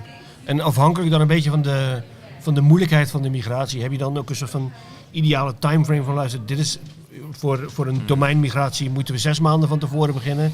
Voor een CMS-migratie 3 maanden van tevoren. Nee, ik heb daar geen harde deadlines in. Het is meer de complexiteit van hoeveel URL's maakt het misschien wat lastiger qua tijdsframe. Ja. Maar het hangt ook af van hoeveel resources misschien een klant beschikbaar heeft. Ja. Er zijn een hele batterij aan medewerkers neerzetten die content gaat erin zetten. Want we kunnen URL-structuren nog wel misschien met AI doen en dat matchen in elkaar. Ja. En er zijn genoeg automatiseringen voor. Maar die content moet ook een keer live. Dat is de beperkende factor van. Ja. En dat bepaalt ook wel de tijdframe van en waarschijnlijk ook nog inderdaad heel veel links geüpdate worden in oude content. Ja, ook nog. Ja, ik denk dat wel minimaal 3 maanden, dat is wel echt een afkappunt bij grote migraties. Daarna wordt het echt wel heel krap. Ja, en heb je dan ook nog een voorkeur voor het enkel focussen op het behouden van waarde en verkeer? Of heb jij zoiets van, nou, als we nu toch hier met z'n allen mee aan de slag gaan, dan willen we het liefst ook zoveel als mogelijk optimaliseren bijvoorbeeld? Dat hangt deels een beetje af van de tijd. Stel dat je met 3 maanden hebt, dan focus je gewoon puur op, oké, het moet net zo goed zijn. Of eigenlijk sommige dingen kun je misschien wat optimaliseren. Ja. Maar als we wat langere tijd hebben, dan hebben we ook misschien al de tijd om daarvoor dingen te gaan optimaliseren, zodat in de migratie wordt meegenomen. Of dingen in één keer goed neer te zetten. Dus dat is wel interessant. Ja. Want dan zeg jij dus, dan wil je dat het liefst al geoptimaliseerd hebben in de oude situatie. Ja. En dat vervolgens migreren. Stel dat je nu een merk hebt wat wel vrij bekend is, maar je weet, je gaat pas Q2 volgend jaar migreren. Nou, dan heb je bijna nog een jaar. Ja, waarom zou je dan wachten om nu pas categorieën te gaan optimaliseren voor die nieuwe situatie? Ja. Je kunt nu ook het optimaliseren. Misschien duurt het een maandje voordat het goed opgepikt wordt. Ja. Maar dan heb je alsnog 11 maanden waar je profiteert van die optimalisatie. En het maakt de migratie straks weer wat makkelijker, want Google kent die nieuwe situatie al. Ja, dus er worden in één keer een stuk minder verschillende factoren veranderd. Ja, absoluut. Dus je wil gewoon zo soepel mogelijk laten gaan. En als we nu alvast kunnen laten wennen, dat is alleen maar mooi meegenomen. Ja. Zou je dan misschien ook zeggen, voor een hele complexe grote migraties, zou je het misschien gefaseerd doen? Omdat je zegt van, als je inderdaad, misschien kunnen we kleine dingen nu al doen, eerst doen, zodat er aan gewend kan worden. En dan vervolgens pakken een ander ding aan. En uiteindelijk als allerlaatste gaan we dan potentieel de URL's nog een keer neer aanpassen of zo? Ja, het zou kunnen. Het hangt er wel heel erg van af of seizoensinvloeden. Misschien zou je het kunnen doen met categorieën die minder goed lopen, waar je minder risico loopt. Ja. Ik ben er persoonlijk niet zo heel groot fan van dingen gefaseerd te doen. Omdat je, zeker met domein naar domeinmigratie, laat continu kleine dingetjes wennen. Maar als er een URL-structuur wijzigt op hetzelfde domein is, dan zou je prima dingen misschien in fase kunnen optimaliseren. Ja. Misschien ook wel wil je kijken in een kleine categorie, heeft dit echt effect? En dan groot uitrollen. Ja. Dat zou kunnen. Maar voor domein naar domein ben ik niet zo fan om het gefaseerd te doen. Nee. Hey, en nog een vraag eigenlijk van een bezoeker hier. Want wij hebben hier natuurlijk een stand met de SEO-brein community. Daar komen ontzettend veel Nederlanders en Belgen langs. En toen kwam er een vraag voorbij en ik dacht, die kunnen we wel eens even aan jou gaan stellen. Okay. Dat ging echt over afbeeldingen die normaal gesproken vanuit een CDN worden aangeboden op een website. En dus op die manier ook geïndexeerd worden. Ja. Hoe ga je daarmee om qua redirects ook? Ja, goeie vraag. Ik denk dat je het liefst zo gelijk mogelijk wil laten als die CDN in stak kan blijven. Dat was niet het geval. Dus. Dan wordt het lastig. Want dan, stel als je ze zelf gaat hosten, dan moet je gewoon opnemen in het redirect file. Want afbeeldingen en pdf's worden te vaak vergeten nog. Ja. En dat zeker met visuele producten levert het gewoon best wel veel verkeer op. Ja. Dus ja, dan zit er niks anders op dan de redirecten. Maar het is Inderdaad. Maar is het niet zo dat vanuit een CDN-subdomein dus eigenlijk, dat je daar geen controle over hebt? Of is dat in jouw ervaring niet zo? Ik kom er mezelf heel erg gezegd niet zo vaak tegenkomen die situatie om het op die manier met migraties te doen. Oké. Nee, dat, Nou, interessant. Kunnen we eens een keer gaan induiken? Zeker. Misschien een test voor opzetten. Ja, precies. Ik weet wat ik ga doen maandag als ik op kantoor ben. Top. Hey, wij zijn aan het eind gekomen van deze episode. Wat wij vragen aan elke gast van deze podcast, die gaan we natuurlijk ook aan jou vragen, is jouw grootste SEO-fuck-up? Ja, maar Martijn luistert mee. Ja, die is hier zojuist naast komen zitten. Doet even zijn oren dicht. Dus, Nee, het was niet bij onder gelukkig. Maar het was bij mijn vorige werkgever ook een migratie gedaan. Ja. Er werd gezegd van, hey, die blogsectie, leuk, het levert verkeer op. Maar het levert eigenlijk geen conversies op, dat kan wel weg. En ik heb er wel tegen gezegd van, dat moet je niet doen, want mensen komen wel binnen en misschien conversies dan alsnog. Ja. Daar toch laten gaan. En ik denk dat daar toch echt harder op mijn streep had moeten staan als SEO-specialist van, dat gewoon echt niet meer doen. Dus daar hebben we geleerd gewoon volledig erop gaan van, dit is het beste voor SEO. Ja. En tot de klant zegt misschien van, doen we echt niet meer, maar ja, dat was wel de grootste fuck-up om gewoon niet mee te gaan of niet stand te houden in waarvan ik wist dat het goed was. Inderdaad. Jij bent natuurlijk gewoon de expert. Jij wordt ingehuurd daarvoor, hè? Anders kunnen ze net zo goed in-house doen. Dit was in-house voor onze eigen website bij een agency. Oké. Dus daar werd misschien iets minder geluisterd dan nu. Maar jij dacht vooral, dat verkeer, Ja, dat gaat, hoewel geen conversies. Dat is misschien in de latere termijn wel belangrijk en misschien is het de eerste kennismaking met ons bureau. Maar ja, daar had ik gewoon harder op mijn streep moeten staan en toch dat blog moeten behouden. Ja. Nou ja, zo zie je maar. Van elke vak leer je. Ja, Dus, en daar profiteren onze klanten nu nu sta van. jij zelfs bij Brighton op het podium Absoluut. te vertellen over jouw ervaringen rond soms migraties. moet je een keer een vak af hebben om ervan te leren inderdaad. Precies. Hey, top. Ja, dankjewel. Super bedankt dankjewel. voor het aanschuiven. En graag gedaan. geniet nog van jouw laatste dag hier ook. Ja, dankjewel. Jullie ook. Doei.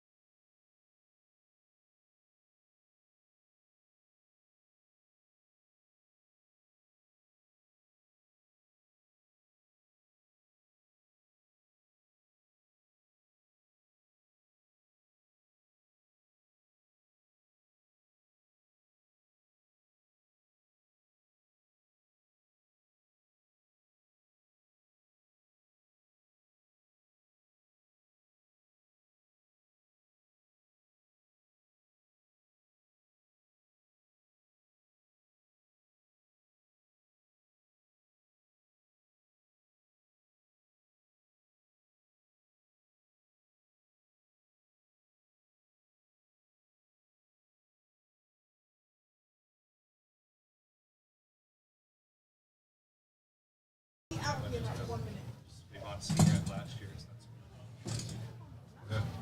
But the SEO was fine. that's Zift days, yeah. It's like 10 years ago. But, Yeah. Our brand too. it's easier. There's nothing on this table over here.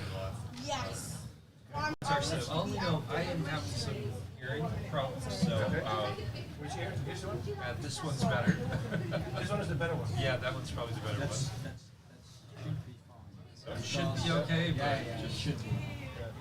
I think it would be nice to discuss the keynote topic. Yeah. Maybe a lot of about yourself. Yeah, no worries. Whatever you talk from us, we can talk. And then, because normally you speak here, Thanks. and then we sit on both sides there. We'll just have Just take a seat. We test if you can hear us, right? Yeah. I think if we're right here, we're not in a room full of people, it's probably fine. Then.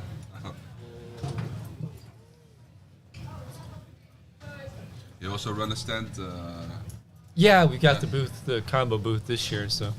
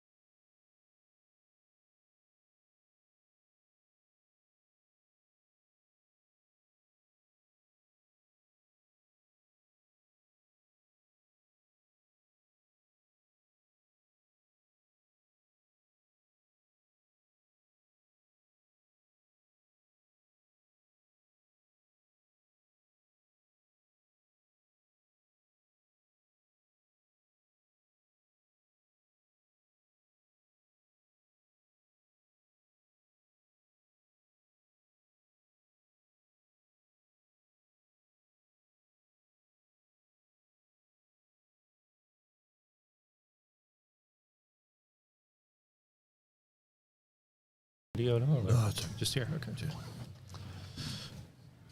Right. It's Friday afternoon. We're sitting here with Dr. Piet Myers from Moss. And you are performing the keynote on Brighton this year.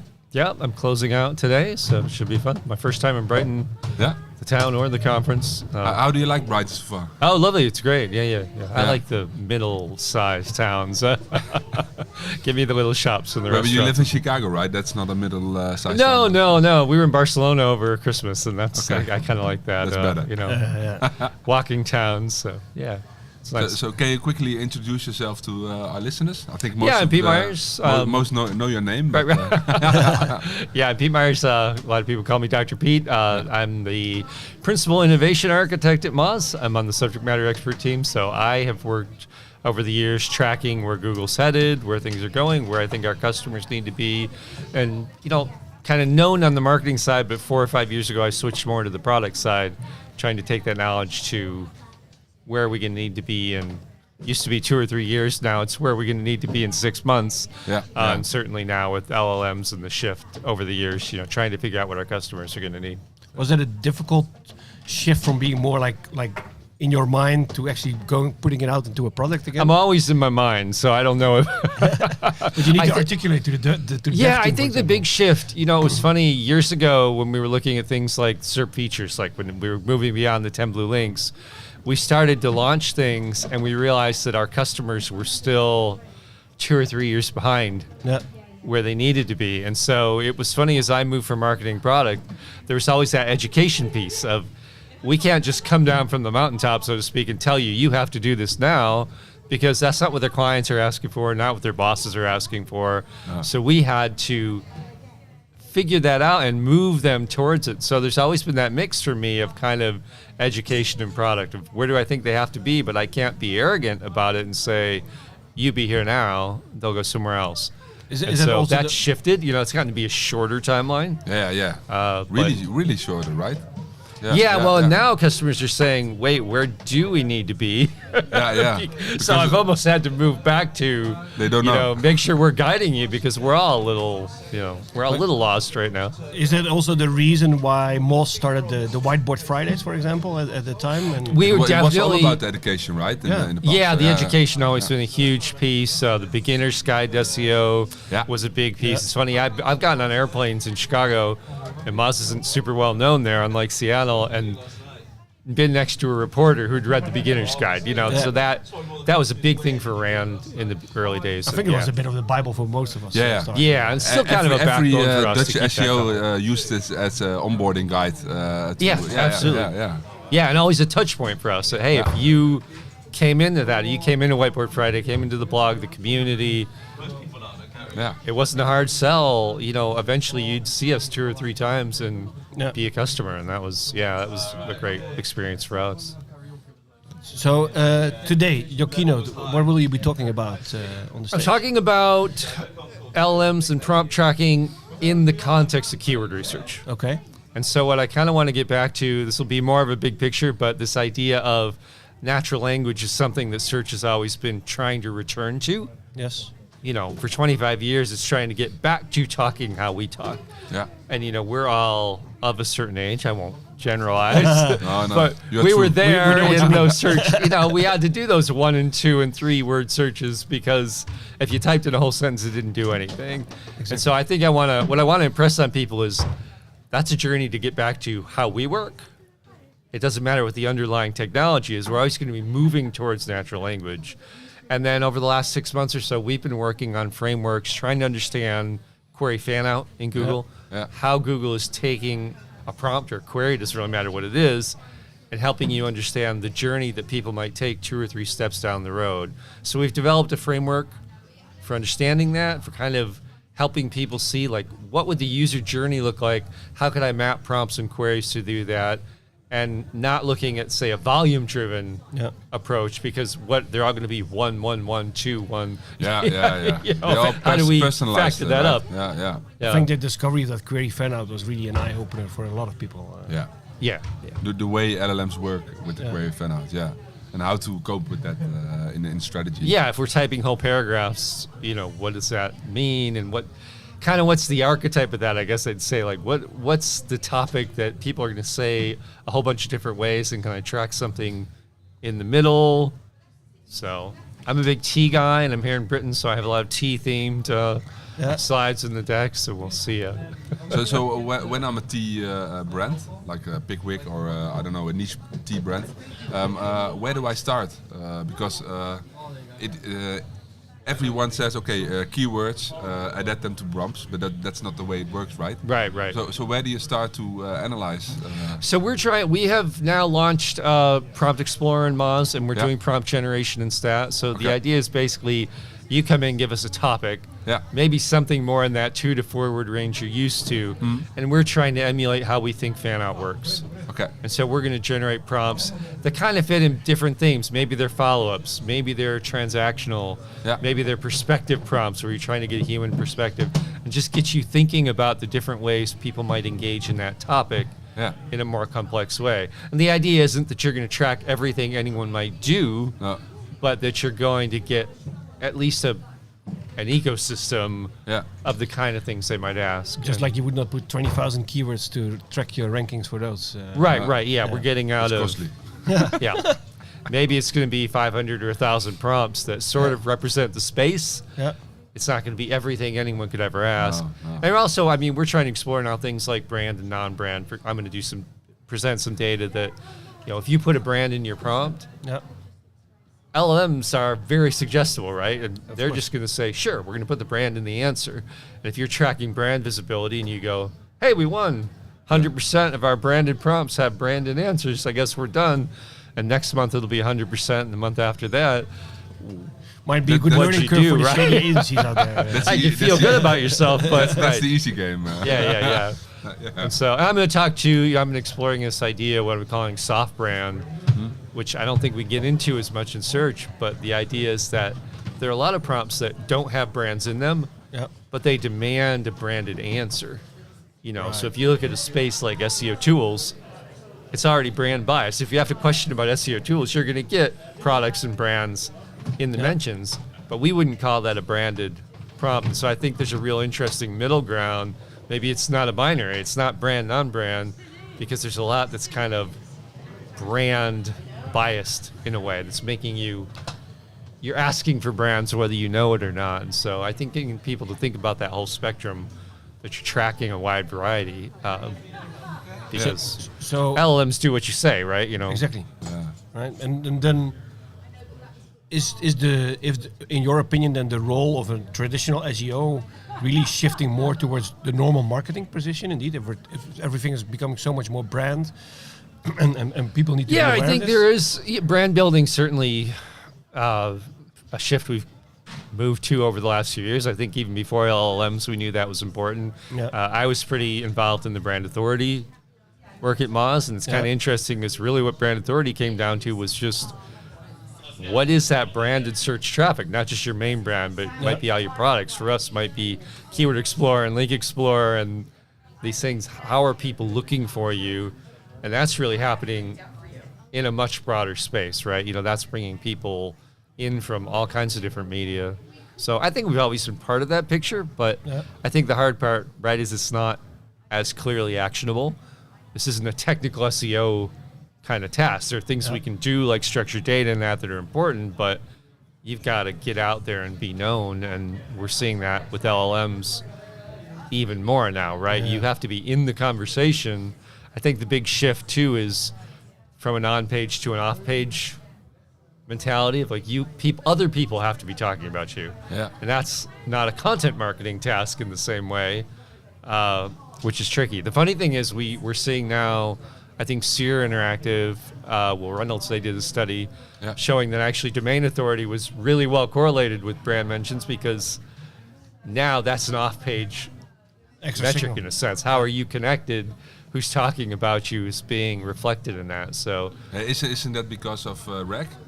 Because the position in Google also influences. Well, I think because of search grounding now, right? Exactly, It's no longer just the training data from a year ago. No. Now it's going out to search. Now it's built on search. And so now you have this kind of double whammy. I guess the good thing about that is now our core can do SEO. SEO. Right, yeah, now we're back to. So I think there's been kind of a hard shift, and it's going to maybe come back around a little. You know, I really think the hybrid models, Web Guide is what they're testing. I don't know if it'll be Web Guide, but that kind of blend where LLMs do the summarizing, but the core is still going to come from search grounding. Yeah. So I think maybe we don't want to move too far ahead, and we're trying to figure out where that is. And yet there's a lot of demand, of course, for what do I do? And the CEO demands to know what we do. Yeah, all of a Trying sudden, to keep people off the edge of the cliff. all of a sudden, it's a lot easier to get budget going because the Well, I CEO guess thinks we that's- need to rank in ChatGPT, as they call this. Yeah, that's always good. The paid marketers, a lot of them are here, so no offense, but they get the budget a little more than we do sometimes. So yeah, but yeah, it's hard. We want to help people, but don't fall off the cliff. Oh, because time span with new things happening is in 3 months instead of 2 years in the past. Yeah, and if that changes rapidly and we have to shift back. Yeah. So I think a lot of our thought internally is how can we still ground it in our core competencies and in keyword research and in the things we kind of know what to do. Some of that, much of that's still valuable. Yeah. So how do we get people thinking about prompts and brand visibility in that way? And I think the good thing is a lot of that, things like brand visibility, are important for organic too. You know, organic's evolved a lot. Yeah. It's not like organic and AI mode over here. We see much richer results in organic. We see much more impact to brand. And so, you know, where do we get people in the middle? I think what you see happening as well nowadays, of course, because it is so, where a lot of SEO companies, they would always report on traffic, which is a terrible metric to report on, but that's another discussion. They are now almost like trying to grab as much as possible. So as soon as there's like one little blimp of, oh, you know what, you need to create listicles. Oh, let's all jump on the listicles. And I think it's right. We're jumping from left to right, and I think it's very good to take the time and to do proper research and just not follow blindly whatever the person with the biggest mouth is shouting. I think there's a lot of things too that make a difference up to a point. Structured data is a great, schema is a great example. That it's good to have that. Yeah. And that's really useful for some things like rich features. But then we're seeing more and more studies in LLMs where once you have it, in the LLM it doesn't matter. Yeah, they break up because the they need entire- everything, right? Yeah. They're trying to eat everything they can in any way they can, and they can't wait for you to fix your data. No. So But in some kind of way, I thought, they should be able to read JSON LD easily, right? Would be a nice way to interpret that. But, I didn't see the proof they use. I don't think Maybe they in can, grounding, right? but- Because so much data is not clean and structured. no. So they'd love to. Yeah. They'd love to just have an API that you could feed them all your data, and I But think there Cindy was Crum a great talks experiment about that a lot. from Mark Williams Cook as well, Yeah, with the bogus structured data, which is just Twitch, and then what was it with the ducks? So he created a fake duck company or something like this. He didn't put any address information on the website, and he just created fake bogus structured data which had something which resembled an address in there. And then he was asking LLMs about, what is the address of this company? And basically, because it found something that resembled an address, it's just this is the address of the company. Wow, okay. So it really just breaks up the entire I think they're structured trying data. to ingest everything they can, right? And video and audio, even if they can process the text out of that. Just depends how much money you want to blow to do that, right? So. And so, what's your stance on you are running in the US? ChatGPT is obviously the largest in the Netherlands, maybe in the US as well as a LLM. It's starting to Gemini's tip. growing, Starting but, to tip a little bit, but probably still. I think at least they have the brand capacity there, right? Everybody, when the moment somebody is talking about LLMs, they automatically use the word ChatGPT. It's almost like you're Googling something instead of searching soft something. brand, maybe. So maybe this is controversial. The problem with ChatGPT, I think, is they're burning money like crazy. Yeah. And they haven't found that niche. So, if you look at Anthropic, I know what we spend on Cloud Code. And I know we're not alone. They found that pivot to make a ton of money, and in a really, they're good at that. On us. OpenAI, Google has all the other money, right? They have all our ad money and everything else.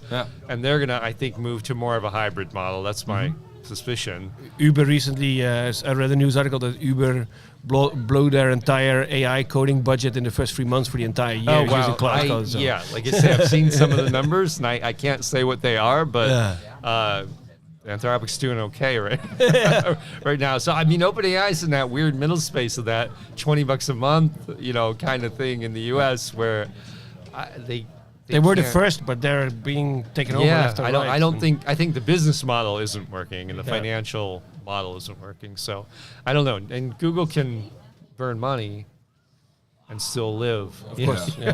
So, but I think it's expensive for them too, right?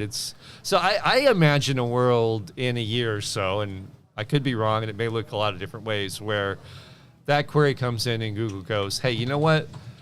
They want video, right? Or they want how-to, or they need a long structured answer, or this is local, or this is branded. LLMs are really bad at navigational, right? They just want to go to your website and makes a decision on that, and maybe you're going to go straight to AI mode 15% of the time, just making up a number, but the other 85% you're going to go to something that's more feature-rich, more organic, news. But even that at one point could just be fully generated, right? You could get a fully generated AI and video. they're still probably going to, they're still probably going to generate.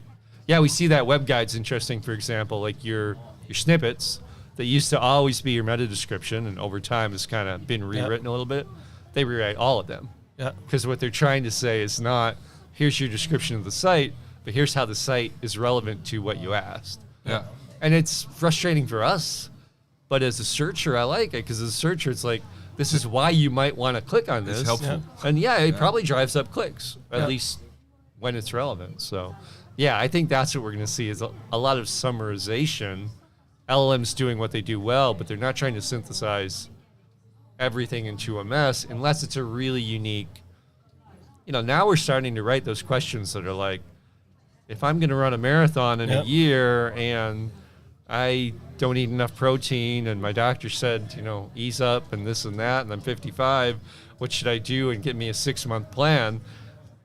Nobody's ever going to write that article, probably. No. So that's where it's going to go. Oh yeah, okay, AI mode. But even that, I think in that sense, the information gain patent of Google is very important, because if your article, if you have a website with your article on there and you remove all your branding and people don't know that it's your article, your branding behind it, you can just replace it by any other company. Then it can also be replaced by an AI overview, right? Yeah.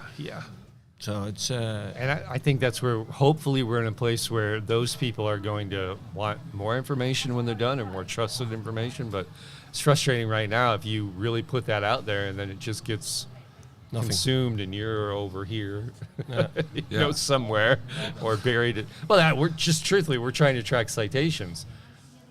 What's a citation? Is it a brand mention? Is it a linked brand mention? Is it a source that they used but didn't mention? Yeah. Is it in the scrolly thing on the right? Is it in the thing at the bottom, which might be on the right next week? You know? You don't know if it's the start of a buying journey. You Yeah, don't know. we're- It's like a dark thing when it comes to attribution, right? Yeah. You don't know if the example that you gave. I, as a protein seller, I want to. Oh, sell, right. You want to be in that journey somewhere, exactly. maybe, right? Yeah, or a running shoe seller. I Right, want to exactly. be in that journey. Yeah. But that isn't the case. no. No. Always.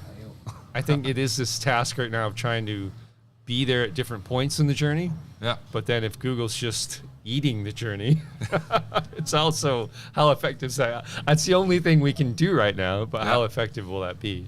Yeah. I think there is a proposition at some point. This isn't just an ethical thing of, Google always said the traffic would come back to us. What are they going to do? But at some point, if it doesn't, we quit writing content. Yeah, exactly. And if we quit writing content, there's nothing more to ingest. No. And that has to play out somehow, Yeah. But even looking beyond Google, of course, because people are using LLMs as a search engine, searching for answers. But people are also just using TikTok as a search engine. And then we had a very interesting conversation this morning about Pinterest as a search engine for different things.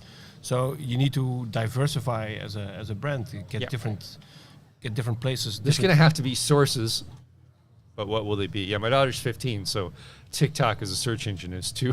Yeah. I'm too familiar with it. So did you try it already as a search engine? I have, yeah. I'm not a Instagram and TikTok. I can't. I'm past that. I think. Me as well. I've used it, but You? it is interesting. I mean, I think it's a discovery engine, absolutely, for trends and consumer products. 100%. Like she's into K-beauty and things, and the trendy stuff is there, and you can.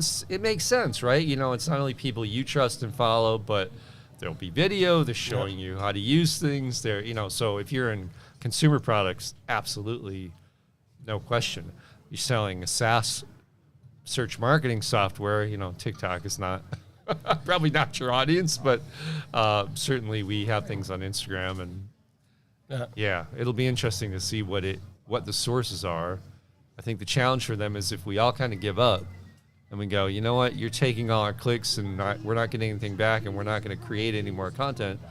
There's no more content for the LLMs, then they just eat themselves and they will just hallucinate everything. something. Then we themselves. all starve. I don't know what happens. But That's a good little bleak, but I hope they fix it. If that happens, there's still a customer journey. We still have to figure it out somehow. People still buy stuff, right? And they want to know brands. SEO tooling that we mentioned. I think they're already seeing this. I mean, I think Google especially is already going, we can't kill the ecosystem. No. And the big brands, we have a lot of big media brands at Ziff, our parent company is Ziff Davis. There's already lawsuits with the big brands, trying to say, hey, we should get in the US, a piece of that pie for you ingesting our content, and they're winning some of those. From a publisher perspective. From a publisher perspective, absolutely. Yeah, So some of the big publishers are already makes sense. taking that to court and starting to win. And I think in Europe there's a bunch of lawsuits like this happening as well. Exactly. Yeah, I think the EU is It pretty is aggressive about that. Yeah. Far more aggressive than than our government. Let's not get into the subject of our government. However you feel about it, I probably agree. But yeah, certainly the EU has pushed, and Google itself, the big antitrust, even in the US. So they're worried. What happens if we blow up the ecosystem and from the company that once said, "Don't do evil." But they need that's the conclusion. Maybe what happens also if you stop advertising with us because we pissed you off? That's not. Then they dry up their own model. Then all their model, So I don't know the answer to that, but there has to be a balancing point in the next couple of years, I think. And it will depend on the money. Yeah. It will depend on who's around still. And I think Google will still be around one way or another. Yeah. I'm sure Sam Altman will get more money to do something. I don't know what that'll be. You won't make money, right? I hope somewhere else. Somewhere far away from me. You don't like ChatGPT? I like ChatGPT. I'm not always a fan of some of the people behind. Okay. Yeah. I just think the business model right now doesn't. No. You can't keep. No. I'm gonna have an article on my deck because he said something ridiculous like, we're gonna burn money until 2028 and then be profitable in 2030. Yeah. Like. We don't get to say that to our boss. No, but you can see that they're just trying left and right. They had the Sora video app. They pulled the plug on that one because it's I think because they just getting too expensive. And well, I read a good point. Somebody said they had that $1 billion deal with Disney for Sora. They said if they pulled the plug, it must have cost them more than $1 billion. Yeah, if they were willing to, I wouldn't throw away $1 billion deal with Disney. So if you throw that away, it must have been worse to keep it, which is pretty bad, right? And it's Sora is cool. I saw some interesting things, but also a lot of brain rot. Well, some of it's Well, speaking of TikTok, actually, it's amazing how much AI slop is on TikTok in just the last 6 months. Yeah, Instagram as well. And disturbing. Yeah. Really weird. That's not good. Yeah. My kids like the really weird stuff, so they're like, yeah, look at this. Like, I don't know. Better I not know. Okay. Don't take parenting advice from me. Well, we just ask an LLM for some parenting advice. You might be better off. We don't know either. So. All right. I think we are coming to the end of the podcast. We have one last question that we always ask to everyone that's attending the podcast, and that's what is your largest SEO fuck up in the past? Your biggest SEO fuck up, if you ever have to pinpoint to one. All my biggest fuck ups were on the paid side, to be honest. Okay. We are curious for that as well. Back in the day, I did rel canonical the whole site to the homepage. And it was very effective. It worked quite well. Led to a good blog post. Was this as a test or by accident? Let's say it was a test. Yes. In the spirit of experimentation. I have spent a lot of people's money on the wrong things in paid, but that's how we learn in paid, right? And they've all forgiven me. Yeah. So, yeah. As long as the bottom line is so profitable, then. I worked for a client in lawsuit funding in the U.S., and it is a very scary $30 per click kind of industry where they still make money. Yeah. But there are all sorts of laws about what you can and can't say, and a matrix of keywords. And if I ever got the combinations wrong, I'd get in a lot of trouble. And sometimes I got in a lot of trouble. But I didn't go to prison. The client still made money. Yeah. And you learned a lot. I learned a lot. Yeah. Paid is a good way to learn. Yeah. You're spending other people's money. It's a good way to learn. An experiment. But I don't like spending other people's money, honestly. So is that then an invite for people in SEO to start doing more paid, to learn quicker? I think it's a great experience. Yeah. No, I think because it's very analytics heavy. It's very measurable, and it really gets you thinking about in the prompt age. I'm not sure how it's going to work, but it gets you thinking about keywords in a different way and what actually drives clicks and actions, because we can be a little top of funnel minded sometimes, which is okay, but we can be focused on what's getting traffic, what are people talking about. When you have to measure everything, hey, this made money and this didn't, it can be interesting. And you're not always right, You have to have ROI in paid. Yeah, we had a client in freight, oddly, and got into like some of the calculators and such, and a couple niches that I wouldn't have bothered with, but they turned out to be really low cost and really high engagement. Because if people went to say the calculator pages, figured out what it would cost, they would tend to use that company.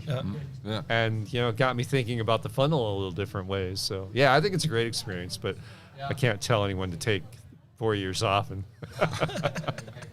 it's good money. I'll say that. It's good living. It's too much stress for me. Okay. Well, Right. thank you very much for being in the pod here. Thanks for having me. Having a lot of success with your keynote in the afternoon. Yeah, I gotta stay awake and keep everybody awake. And 5 o'clock is It's when the challenging, magic but no, happens. it'll be fun. It's a big room. I've spent a lot of time in it now, so Cool. it'll be good.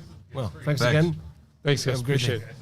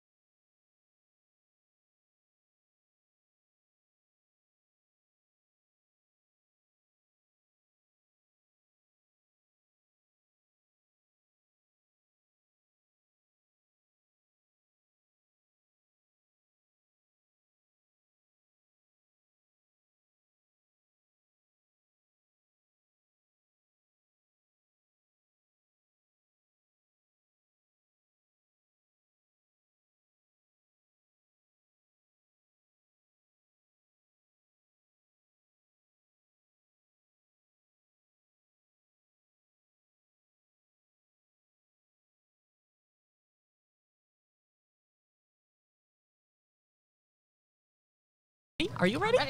Okay. Welcome, Aku Akant.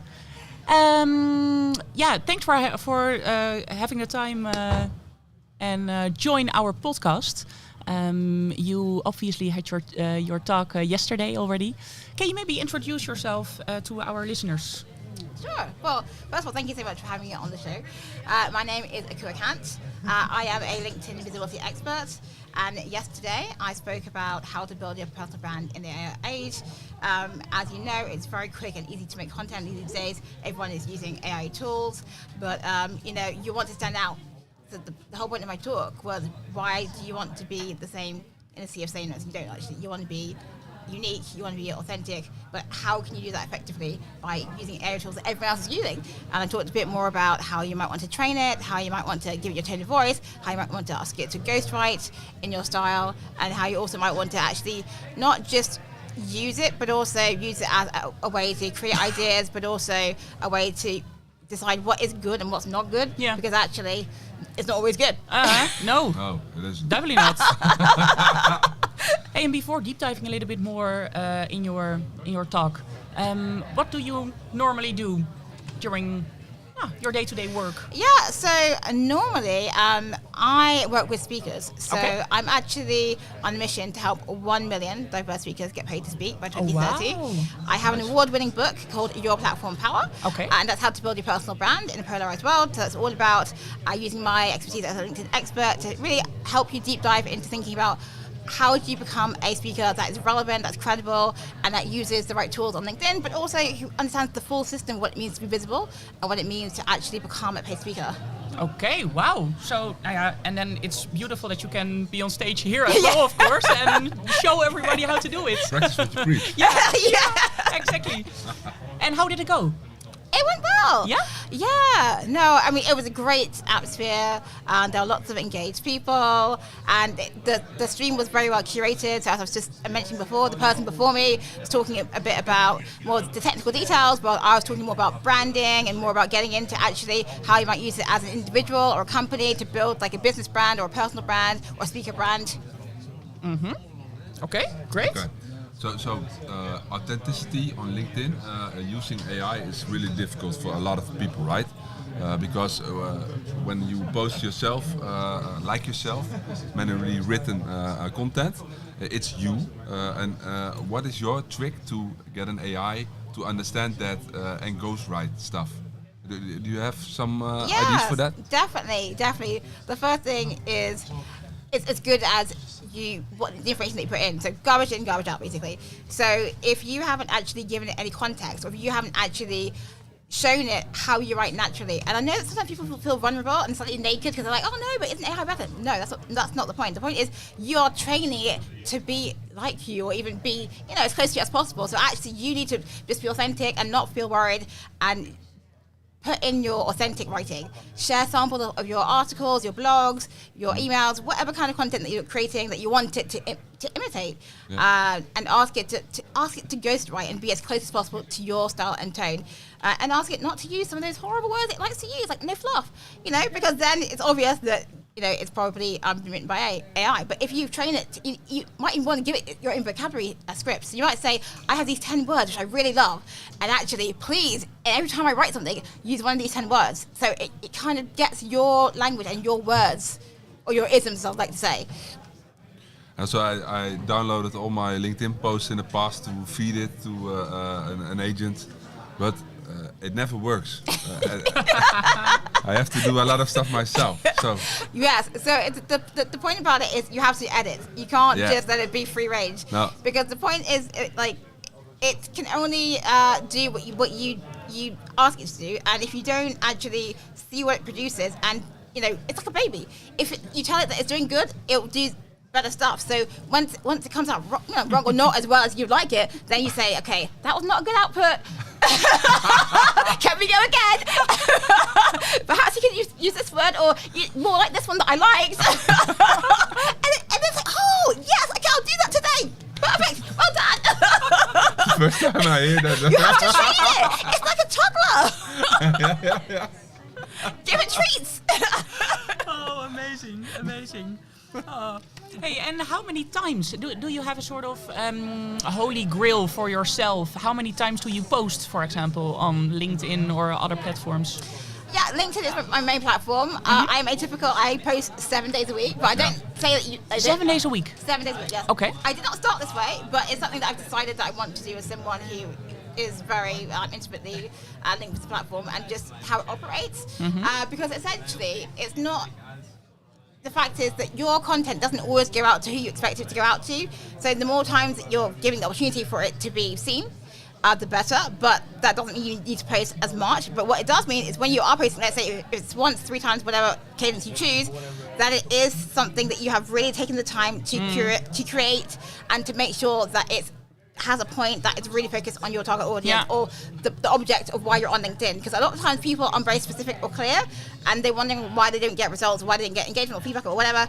But if you're unclear, then you need to start with the clarity of the goal before you put something out and expect people to engage. And also, if you're not regular, people can't expect to know that you're going to show up. So people know that I show up every day. So, you know, it's regular. And people sometimes are like worried if I don't show up. It's that regular. Yeah. And do you then post every day LinkedIn post or an article? Because that is also something that has come up, of course. The Pulse articles. Exactly. So my articles, I don't post every day. I post a general LinkedIn post every day. And then I have specialized times where I have a newsletter and I post on the newsletters, and sometimes I also do articles. But articles are actually great because if we're talking about, if you're wanting to get more AI citations, having these LinkedIn articles and structuring it in the way that AI really loves in terms of like the lists, the facts, and making sure that you're, being balanced, can really be a way for you to actually get some of your content, served out to the places that you want to be served to. Yeah.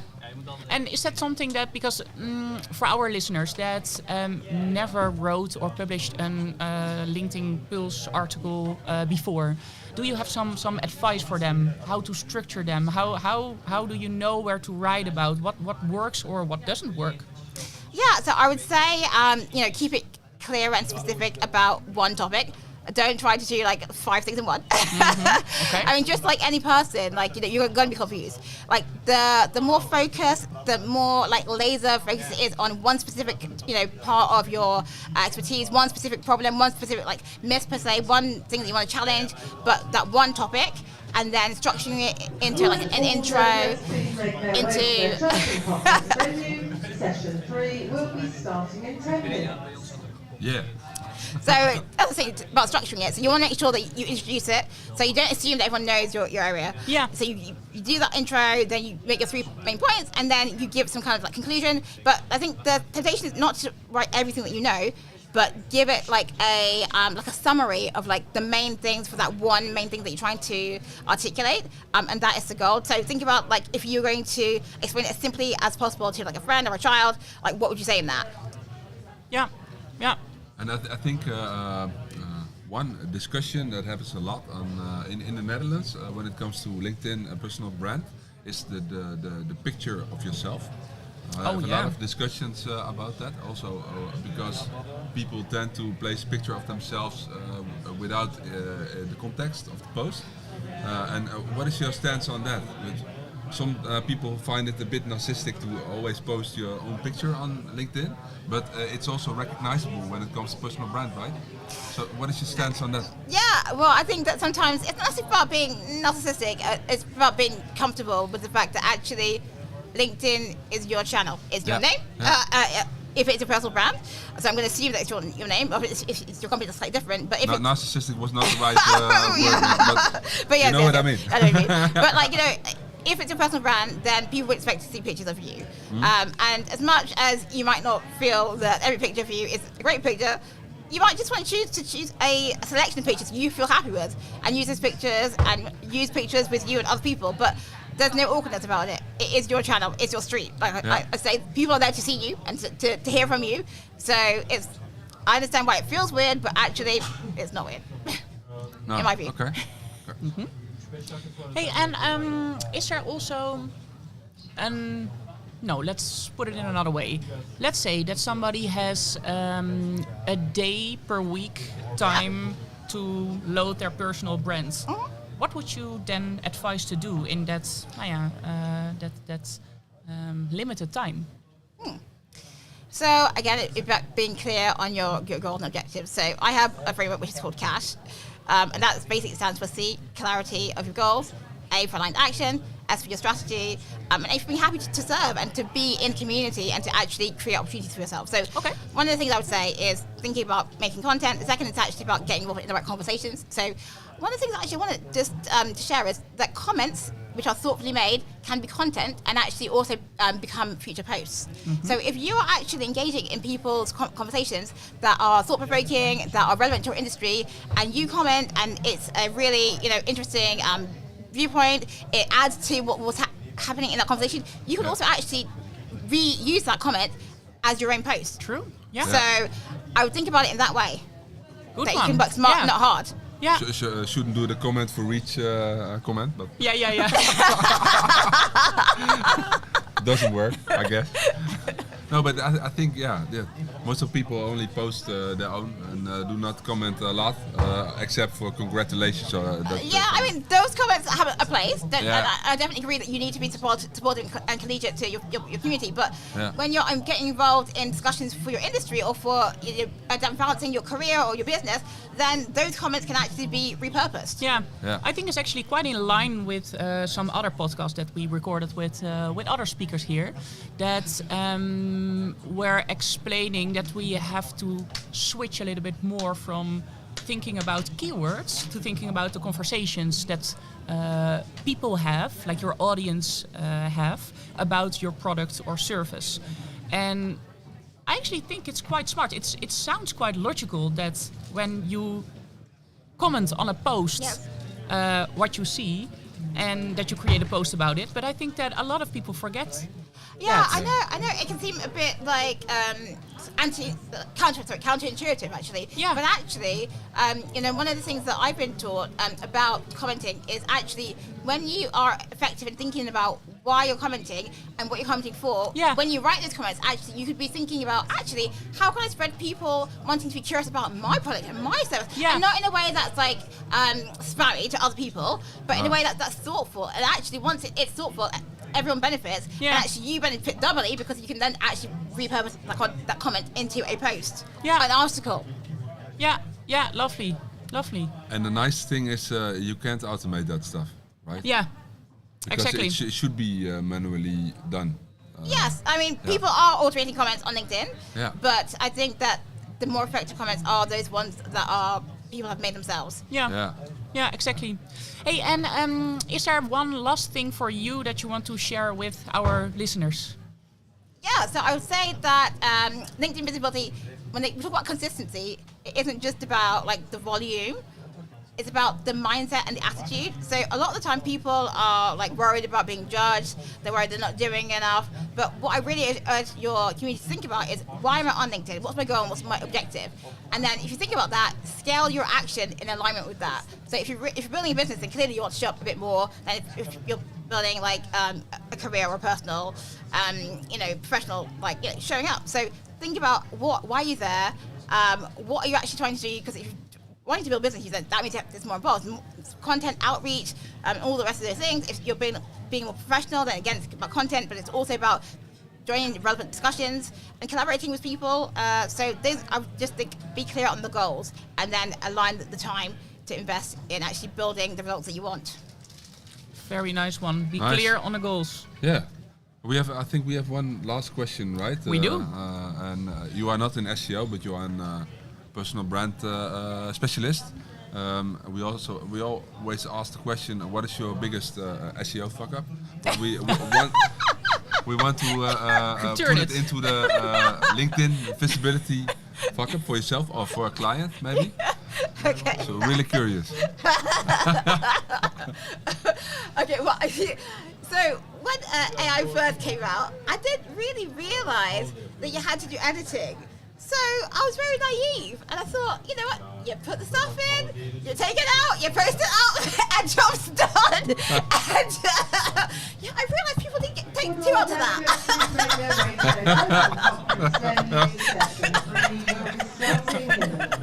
So you learned a lot from that. Oh, amazing! Thanks for sharing. Yeah, Hey, I very think, nice. Nice to have you on this podcast. Very thank you. Right? Thanks for having Thank you me. so much, and have a lovely day. Cheers.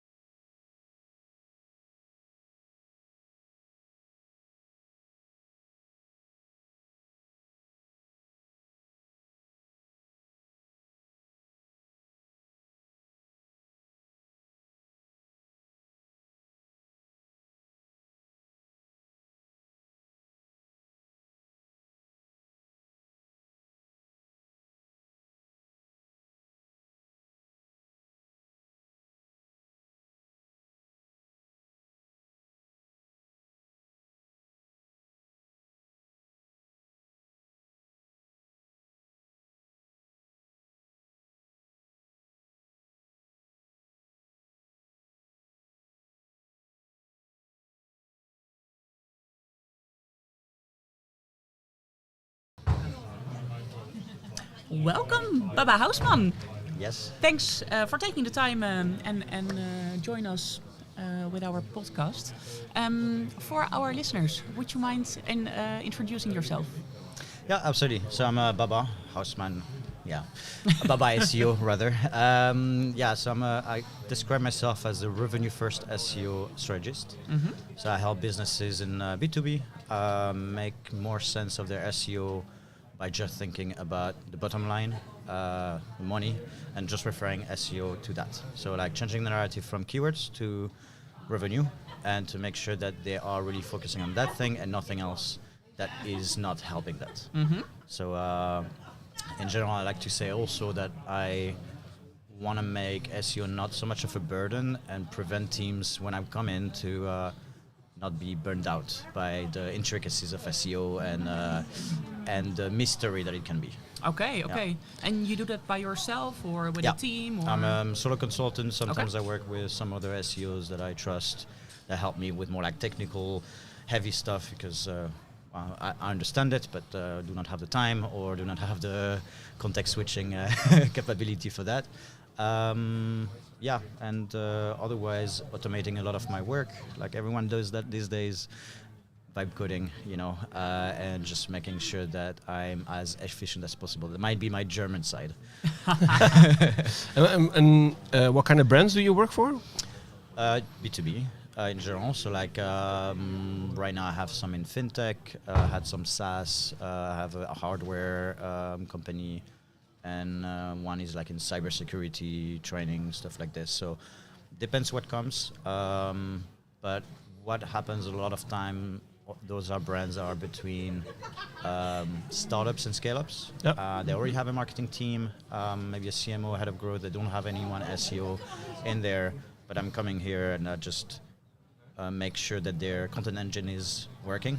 And they have the product market fit already. Yes, yeah. They do have it. And then they have a good understanding, not necessarily of SEO, but of marketing overall, and just they know SEO is important, but they just don't necessarily know how to sell it and how to make it happen with all the myth that you have over the last 15 years or 20 years of SEO.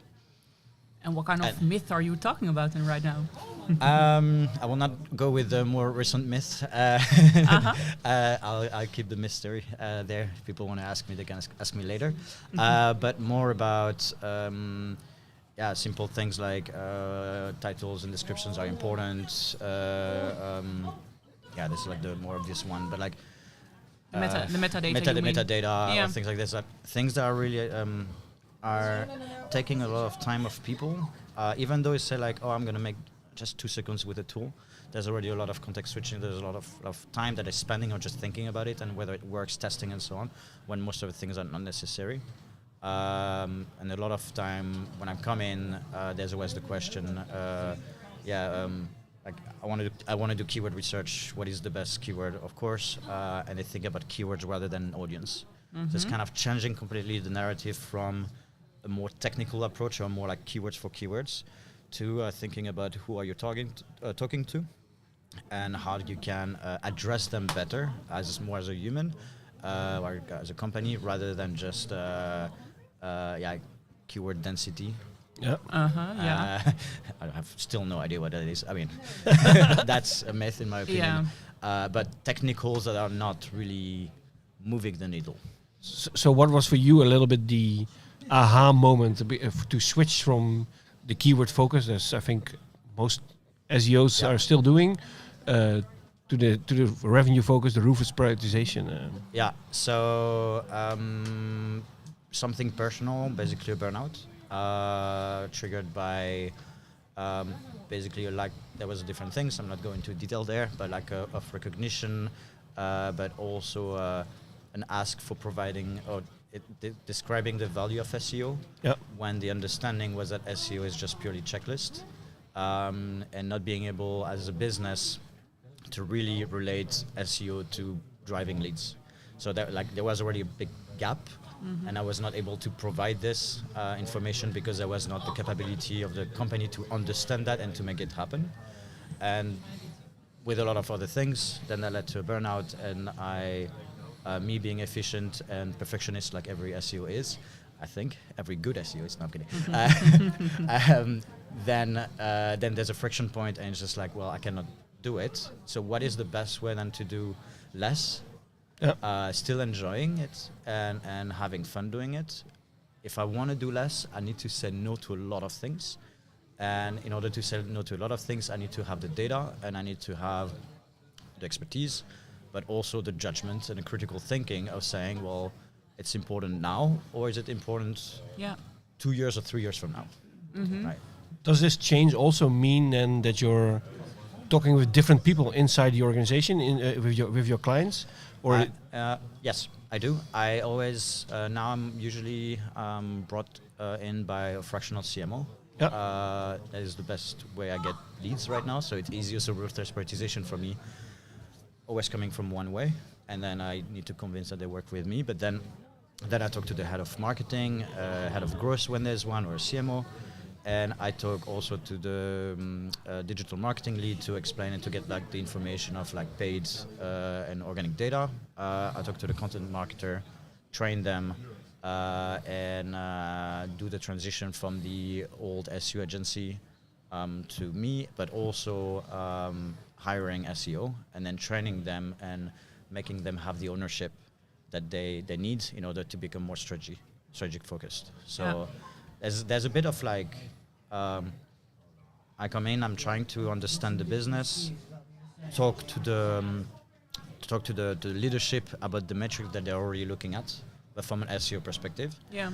And then once I'm gone, because I do that on a very short amount of time. You're like a hired gun coming into the company. I like to say a fractional SEO.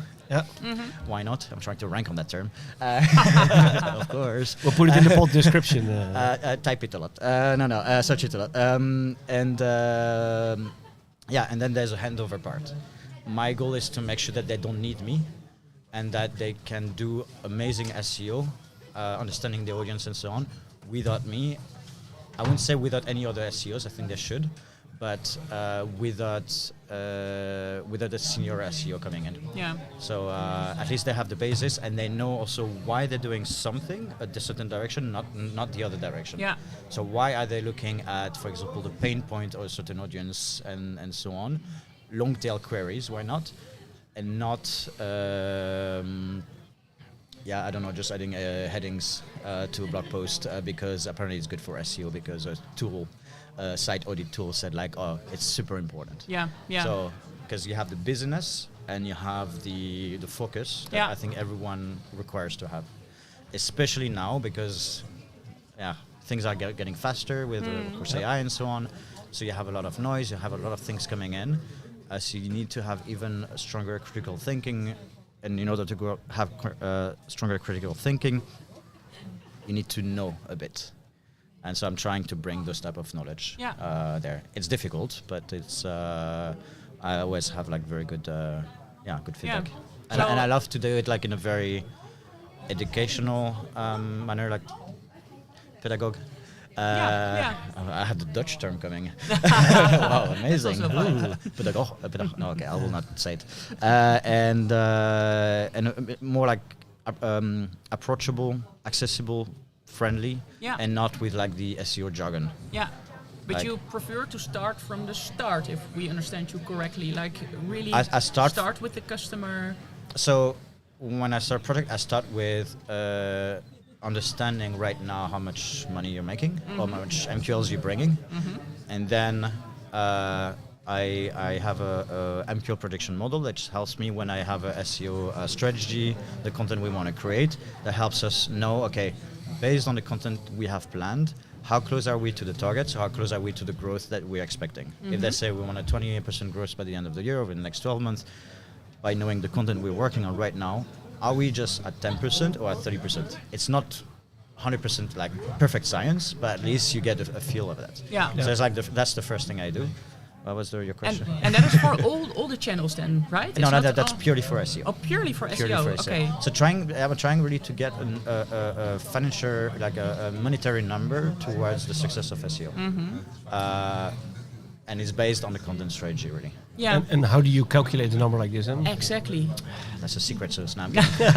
No, honestly, it's not difficult, and the logic behind it is that you should not look for perfection. But you need to look at different proxy and different metrics you can use, which we know when they're not perfect. But the more you build the model, the clearer they're done. Yeah. The starting metric is, or the starting point is basically the content strategy you have. Each content targets one focus keyword and start with a search volume. And based on this, you can forecast the traffic coming from that with CTR. So either use an industry CTR or your own Google Search Console CTR to evaluate. Yeah. If I say like, oh, this content, we expecting it being top of funnel, like position 6 we're fine, bottom funnel position 1 we're great. It's not about bringing the clicks and so on, because we know with AI overviews there's also things that are unclear, but we take that into also account. So you have the clicks, then you have basically the conversion from sessions to leads. I know clicks and session are different, but this is an approximation I'm okay having right now. We can always improve as we go. And then based on this, you know the number of like MQLs or leads, and then go like this. And then so you do that per content, but then on top of this, you need to add the seasonality of keywords. So we look at I look at the last 2 years of data, doing some type of model. I do not know the names because I'm not a statistician. And based on this, we can forecast the search demand, and we see, okay, some content somehow they're more searched in the summer, so we might see a bump there. Yeah. So, but it's not about being precise and saying that this content is going to bring that much leads per month. One key element is that when we create content, we have to take into consideration the content maturity element. So a content, when you publish it, it's not mature right away. Right now I put like a 6 to 8 months maturity window. When it's optimized, it's more like 3, 4, 5 months. Where did you get that 6 to 8 months from? It's just like it's approximation. And you cannot know that until you start working with the client a bit longer, and then you get a refinement. Okay, what defines a mature content and so on. So, but it's again, we're trying to make forecasts. We're not trying to predict the future. We're just trying to give a direction, because that speaks to the CMO, that speaks potentially to the CFO, and that just makes SEO a bit more serious. Like we're more like at a table of the investment table, and we're just like not just that's just going to bring us traffic, just going to bring us rankings. No, I don't care about this. But is then the main goal of this forecast to get this conversation started and to get make some budget? Yeah, exactly. Sorry? Okay, so you are not in the end using that forecast to see if you also really yes, I am. hit the forecast. Yes. So there's there's 3 things. You have the forecast to basically you sell the dream. Okay. But you also sell the dream by saying, well, if we don't do anything about it, there's no way never we can gonna get make it, right? Yeah. And That's the cost of inactivity, right? Exactly. And like to each content we have, there's deadlines. If the deadline is not hit, then the model changes. So the model changes every day, basically, as long as deadlines are not hit. Yeah. So you have this.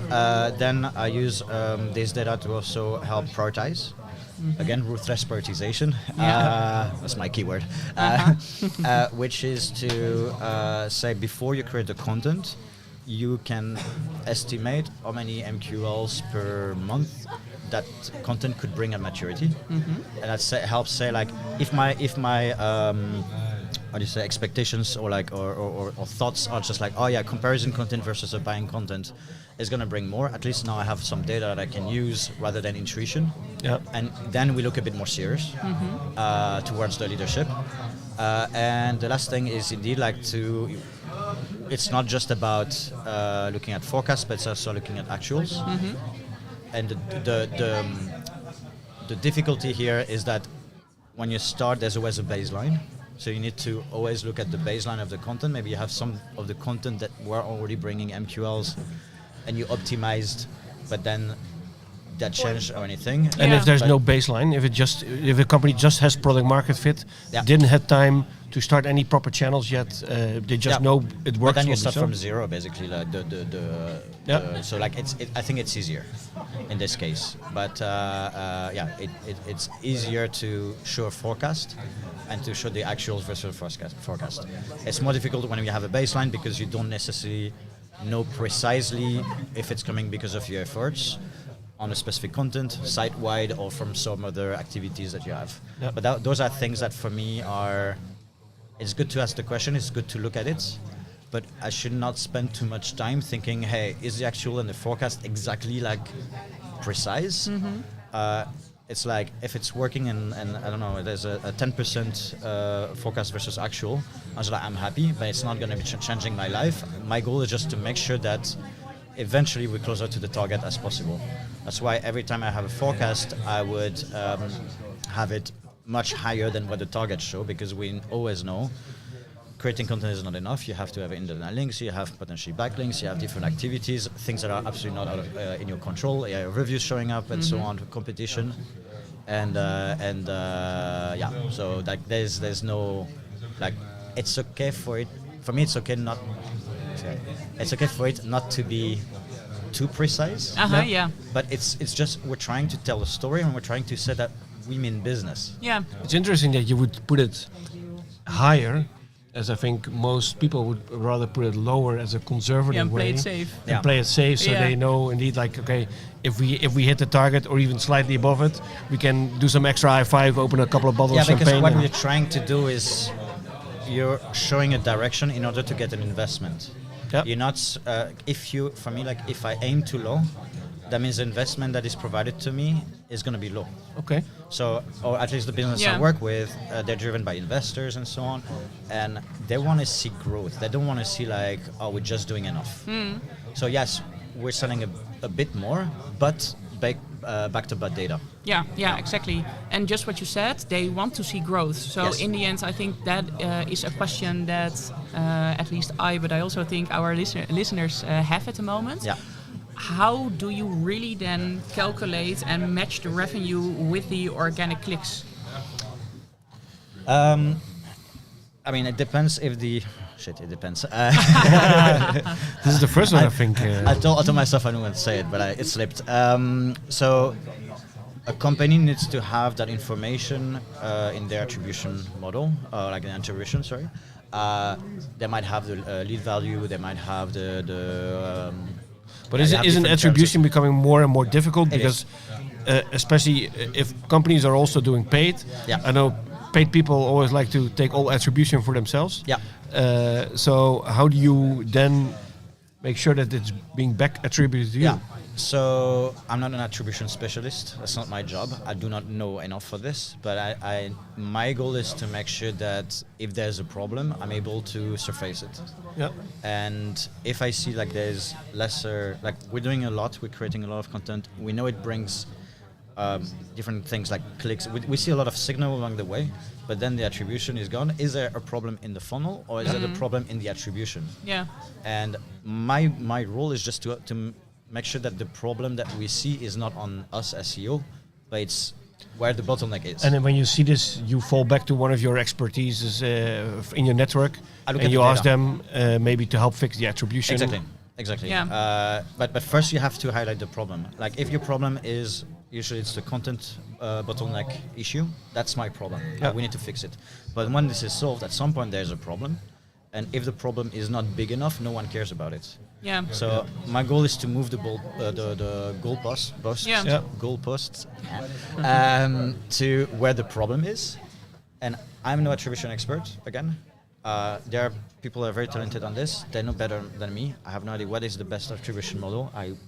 That's also ruthless participation for me because I don't have space for that. You just flag when something is wrong. Exactly. And then the experts handle it. And I think being French also helps in flagging things that are wrong. And then otherwise I go on strike. And I think it's also a good example of ruthless prioritization again here. You are very skilled at showing like there is something wrong.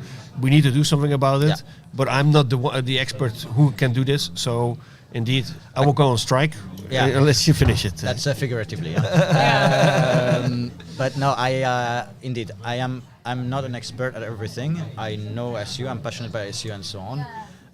And it's a lot more like I don't want to take the hat of other people because they're very talented, and I don't want to make assumptions and feel like put in a corner which I don't know a shit about. Yeah. So my role is to make sure to highlight the problem and make sure that it's substantiated by data that I can use and I can defend, and then for someone else to fix it. And if they need more information, I know I can pull that data pretty easily. I don't have to look into my boxes and trying to pull something that I'm not completely sure about. Yeah, I think the interesting part here is as well is just what you said. You are highlighting a problem, and you are also starting from really the start of that whole customer journey. Exactly. Yeah. So the customer. But then you will also automatically, I guess, see that not only the organic channel will increase in a positive kind of way, but also the other channels. Yeah. So that was also why I was wondering, like, are you really sticking to only the organic results, or are you looking broader to the other channels? At this time, purely on SEO and a bit of direct and branded overall. But I personally do not have any personal interest into paid and so on. I do not understand it too much. Mm-hmm. I think I could, if I want, I could. But good SEO has also a good impact on paid. Sure. And there's conversations, and there's also different things different data point you can use and so on. I haven't dug into that too much. I know it has more impact, but I prefer to focus. Actually, that was to a question you had earlier. Yeah. Of the looking before at the audience, the pain points and so on, and maybe use data from paid or from whatever other channels, and use that for my own benefit, which is SEO. But then what is important indeed is to keep the communication happening within a team, and that's why usually the teams I work with are very small, and I make sure that I'm friendly enough, let's say, to get that information and just and find solutions together. Yeah, I think it's also a lot easier to make that impact. I think in a smaller team, because if you need to try to steer the ship in a Unilever or a Nestle, that is a bit difficult. But if I have to say one thing is that I'm aware I'm not great at that part. But right now I'm okay not being great at it, because I know that I enjoy so much SEO that I know I can contribute a lot with a lot of data that we're using and other people are not. A simple example, I think no one else looks at Google Search Console like SEOs, and sometimes some people are looking at it, but there's ton of information there that can be used, and I stick to this. Yeah, basically. Exactly. Hey, I have so many questions for you left, but unfortunately we are already at the end of this episode. Absolutely. So we have to round this up. Yep. But thank you so much for being this open as well. Sure. We do have one final question for you. Yeah, definitely we have. Yeah. I'm scared. You should. Oh. You should. The question is that we ask all our guests, by the way. What is the biggest SEO fuck up that you made? Should have prepared. Damn it. The biggest SEO fuck up I've made was very recently going into an analysis saying there is something changing or a new narrative of it. So it's commodity versus non-commodity content to clients. And I've seen data and so on, and I was steering, okay, well, we need more non-commodity. But my biggest fuck up has been to present that data and being a bit too Dutch direct into it. Okay.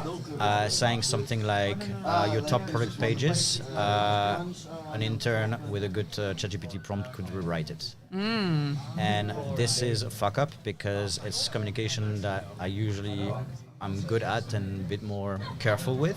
Yeah. But I think I was more into the data focus, like very square. Yeah. And I just went for it. It felt great when I said it, but when a client talked to me, I was like, yeah, that was not the point. You had a mini heart attack. I'm sorry, that's not what I wanted to.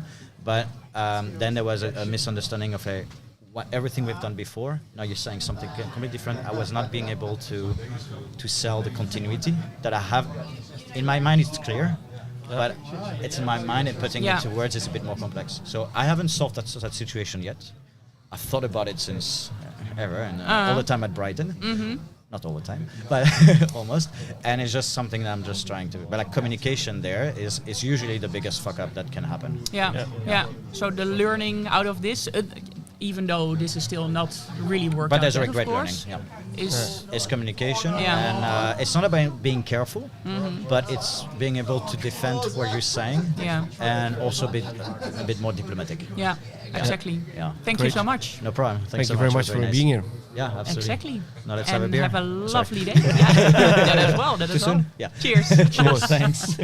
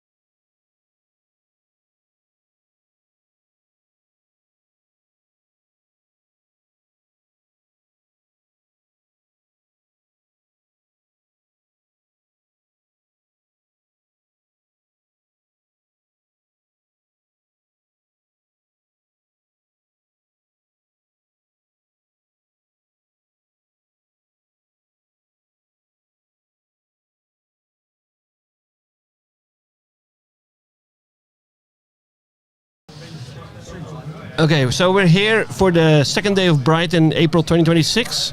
And right now we have a very special guest. It's Mr. Philippe from SEMrush. That's right. Can you give us a small introduction about who you are, what you do at SEMrush? I'm doing, camera looking or what's going No, on? just... I'm doing insights and analytics at SEMrush. I was previously at Nike and Sony doing marketing science. Specialty is really attribution and consumer journey. Okay, wow. And you just had a conversation here at the stage? Just had the talk, Search Apocalypse. We're going to upload that, so please feel free to find it later on the conference website. Nice. And where was that exactly about? Can you explain a little bit what your main message maybe was? Yeah, so one of the main messages is that we shouldn't look at conversion events in isolation, but in the context of the full consumer journey. Because with the emergence of AI, the traditional search metrics attribution is basically broken, right? So there's no more direct link, somebody clicks on something and goes there to buy it. We see 0 clicks increasing and AI not picking up the shortfall, right? So it's not the math doesn't math there. But it only confuses people if they really rely on the direct click. Instead, they need to look at the full consumer journey, basically get into marketing, multi-touch attribution, marketing mix modeling, all that stuff, but on a smaller scale, to really understand, hey, these are all the waypoints that a consumer visit before they make a purchase decision, and these are important, whether or not there is a direct click referral or not. Mm-hmm. Because what consumers tell us, actually clients tell us, brands tell us, when they look at their own log files, they only see about 1% of traffic being referred into them from AI sources. Yeah. However, when we look at the analyzed customers' journeys, we see that really in 90% of all customer journey, where a significant conversion event happens, there is an AI waypoint present. Okay. Right? So that means it's almost 90%, not 1%. Wait, delegates, please begin to make their way to their chosen conference venue. Session 4 will be starting in 10 minutes. Sorry. Session 4 will be starting in 10 minutes. Okay. There There's you only go. one announcement, so that's normally it's okay. So, we were talking about attribution. That is right. And we're talking about attribution in the way that AI doesn't get the credit it deserves, and search doesn't get the credit it deserves right now, right? And that because people get hung up on the direct click referrals, and they don't matter. They, in my opinion, never mattered, but because they were conveniently accessible, a lot of people used them. Yeah. But obviously. isn't it time a little bit maybe, I think before the digital age of marketing, people would just do anything and it was not really attributable. And I think for a very long time, attribution was very easy to do. Attribution is, like you say, it's becoming more and more difficult. Do we still need to always try to properly attribute everything? Or so I want to disagree with that. I don't think attribution was ever easy. What did happen is that Google and other people gave you a metric that you easily relied on and kind of let it go instead of really looking into it. But attribution does matter, and there's a very, very easy way, and always has been, existed 20 years ago, exists today. If you want to know the impact, the incremental impact of your effort, turn it off. Turn it off for a month. If you say everything is AI now, don't buy Google Ads for a month and see what happens. And then if nothing changes, actually, okay, it wasn't incremental for you. Or block all AI traffic to your website. Right. Or and then turn it back on and you see it come back, right? However, no client wants to hear it. You can't go to your customer and say, hey, you know what, I'm going to turn off your Google traffic for a month, No, right? But then you have to kind of carve it out, do A/B testing, that sort of thing gets more complicated. But in principle, very easy. Turn it off, see what happens. There you have it. Yeah. And you did that before? You have use cases of the example that you... Yeah, I did marketing mix modeling, multi-touch attribution all my life. As I've said, at Sony, at Nike. Yeah. So all these things. Yeah. And there's different levels of sophistications, but at the end of the day, it's still the same thing. You create a holdout group of customers that you can isolate, but you know they don't get that. Yeah. And if you have big enough reach, which companies like Nike and Sony obviously have, right? Then you get meaningful insight. You can turn those off, so you lose a little bit, right? But you don't lose the whole pie. Yeah. What is also dangerous, specifically in brand marketing, if you turn it off for too long, you're not going to be able to dig yourself out of the hole, right? So you got to be very careful how you do it, right? But it is, the principle is easy. Turn it off, see what happens. And I think in SEMrush you're at an ideal position because you have so much anonymized data of all those different industries, of all those different customers you have. Yeah, it's amazing. So we actually have the world's largest panel of passively observed behavior. It's about 20 billion events, 20 million active users. So we can see things that even Google can't see, right? Google knows what you search for, your email, all that stuff. But they can't map out the customer journey where you say, hey, this guy went on Reddit, then he searched on ChatGPT, then he went to Amazon. They don't see that, but we can see that in the data, all perfectly anonymized, no PII shared or even processed, right? But that allows us to really create these completely unique insights. And what that does for a lot of our clients is they actually don't need to do what I just described to turn it off, because we have those examples in the data at one point. Yeah. Because we know, hey, this guy never was reached with this. Let's see what his purchase behavior is. Yeah. So there you have the incrementality test basically built in without actually having to plan it. Yeah. So it's one of the actually applications of our data is that A/B testing, so to speak. Wow. And is it possible for you to explain a little bit more how reliable that data is that you gather in SEMrush? Because a lot of people do use SEMrush, of course, here visiting Brighton SEO. And that is a topic that's constantly came back. Like, we have a lot of data in tools like SEMrush, but how reliable is it? So the data that I mostly work with is the behavioral observed data. And that is 100% accurate because it's just behavioral observed and it's not scaled, it's not modeled, right? It's not probabilistic. We have a lot of people who work with smaller panels and then they get asked, hey, but is it this? Is it national representative? Is it the other thing? And then they start messing with it. Yep. They start multiplying it to make it bigger. They like cutting it. And then you basically create a synthetic data set, which is used here a lot. And it's okay sometimes. It's one of the words we heard a lot here. But it's fake data. It's made up. Synthesizing is making stuff up. Analyzing is taking it apart. If you have synthetic data, you made it up. There are some applications for that where that is perfectly fine. Most are not. But synthetic data actually has sounds scientific, right? So people kind of have some positive attitude towards this. They should be very careful with synthetic data in general. So we, in general, in my specific lane, in the consumer journey analytics, we don't have the problem because the data is accurate, it's there, it's not modeled. When it goes to other things we do where it's more rolled up and things that there can be little error factors folding into the data, but way to their chosen conference venue. Session 4 will be starting imminently. Awesome. You? Okay. But I would say that the data, the SEMrush data is definitely the best in its class in the industry. And I get paid to say that. Of course. But still, you are, because I really try to understand how you guys get that data as well. Like, you also have to work with estimations, right? And you also have the influences now by all the differences in the search engines. So so there's a different team that specifically does like the search metrics type reporting. I'm not working too closely with them. As I said before, I'm more on the consumer journey and behavioral observed data, and there is none of that. There is no estimation. So how do you get the data? We work with we have different. It's you would have to sign an NDA, right? But it's basically different discrete sources. They are varied enough to ensure it's not just one certain demographics. It comes from many different places and many different use cases. But what it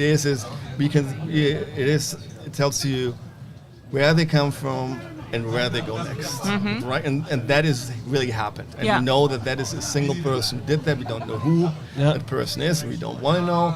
There's no PII process or use. Yeah. But that enables us to make real decisions, right?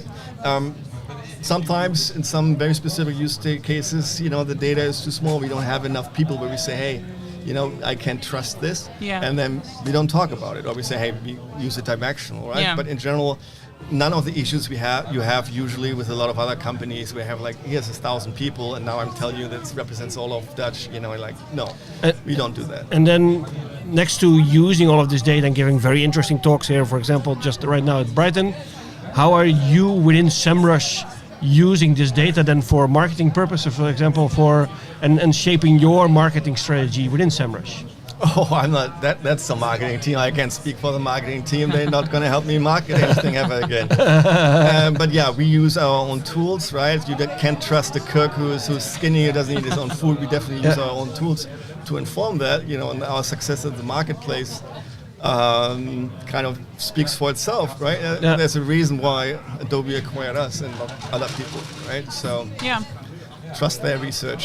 Did things change after Adobe acquired you guys internally and how you do certain processes? We're still full steam forward with our original strategy. Adobe believed in that enough to get us on board. I'm sure over time things will change, adjust, and merge, but I have no visibility into that. That is above too my early. pay grade.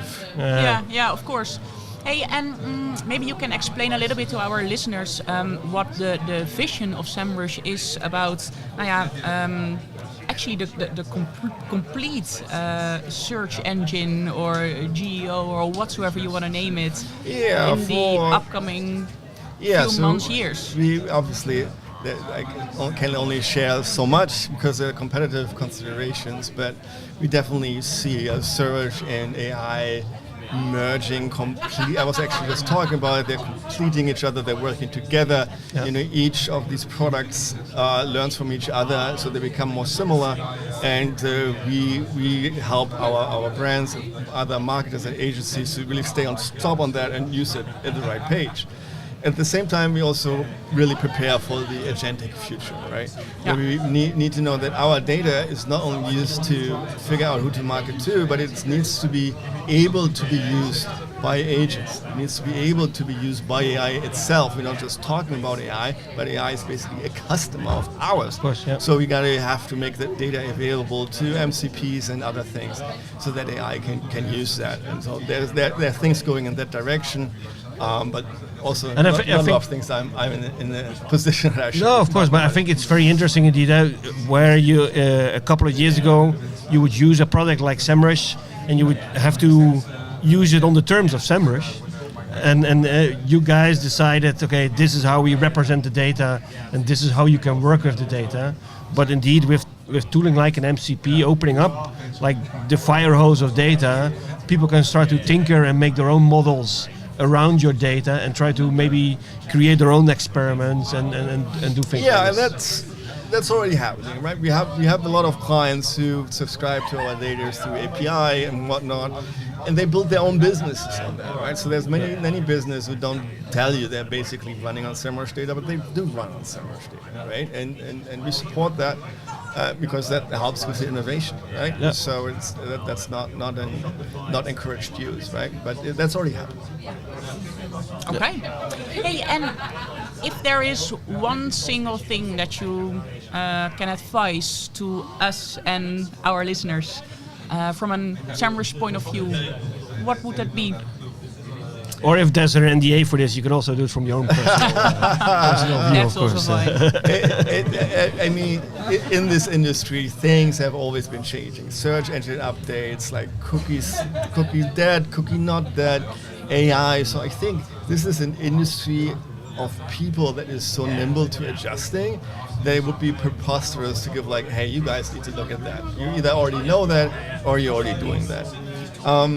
One thing that, because I'm the subject matter person for that, I feel really strongly about, is to really look at consumer journeys holistically, right? Because the click attribution, even though people think it used to work, right, when it was higher, and now that it's lower, they say, oh, it doesn't work. It's the same methodology. It never actually worked. but we are more comfortable relying on it. Yeah. So really moving towards the more holistic view to understand what are all the touch points, how are they influencing, what happens before and after conversion, and then focus your marketing message on that. Perfect. Thank Great. you. I think it's almost time to wrap up a little bit the podcast here. We have one final question I would like to ask you, which we always ask to all of our guests here. I should have prepared. I think it's best if it's happening on the spot. The question, since you are having, I think, what changed a little bit for you because you have such a vast experience also working with the big brands, like you say, Sony, Nike, etc. What your career as you have is up until right now, what was sort of like the biggest, let's say, marketing fuck up that you ever did and still remember up until this day? The biggest mess. I wasn't personally responsible for that, but what we did see at Nike early on through the search data is that we weren't winning in running anymore. Mm-hmm. However, that search data was never escalated to the sources because it's more of a traditional company. They had the big brand surveys. They were relying on that. Like going for something to search data for support such a big statement, nobody was comfortable doing that. Mm-hmm. And then Nike lost its position in running and is trying to get it back, right? But the data was there. It wasn't escalated, and the people who did escalate it wasn't trusted. So I think that I wasn't personally responsible for that, but I saw it happening. So I think that's an F up. So what is then the best learning out of this? The best learning is be actually really data driven, beginning to end, right, and challenge things and say where's the data escalate for that. It, be really clear. Right, but it's like there's the bigger the company, the more difficult it is to get heard, right? So that comes with its own challenges and politics and whatnot. So it's not an easy answer, but it's listen to the data, and if the data tells you something that other people need to know, you need to tell other people about it. Dare to speak up. Yeah, speak up. Okay. Now that is see something, say something, right? Very helpful to end this episode, I think. Thank you very much again to end your Brighton adventure here at this podcast table with us. Thank you for having me. Have a good trip back home. Thank you. And have a lovely day. Take care, mate. Thank you. Thank you so much. Quick picture still.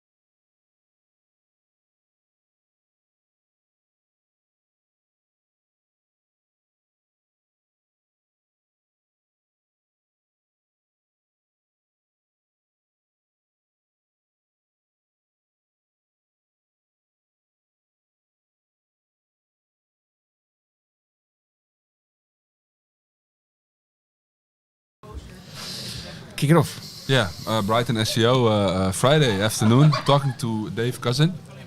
Hi there.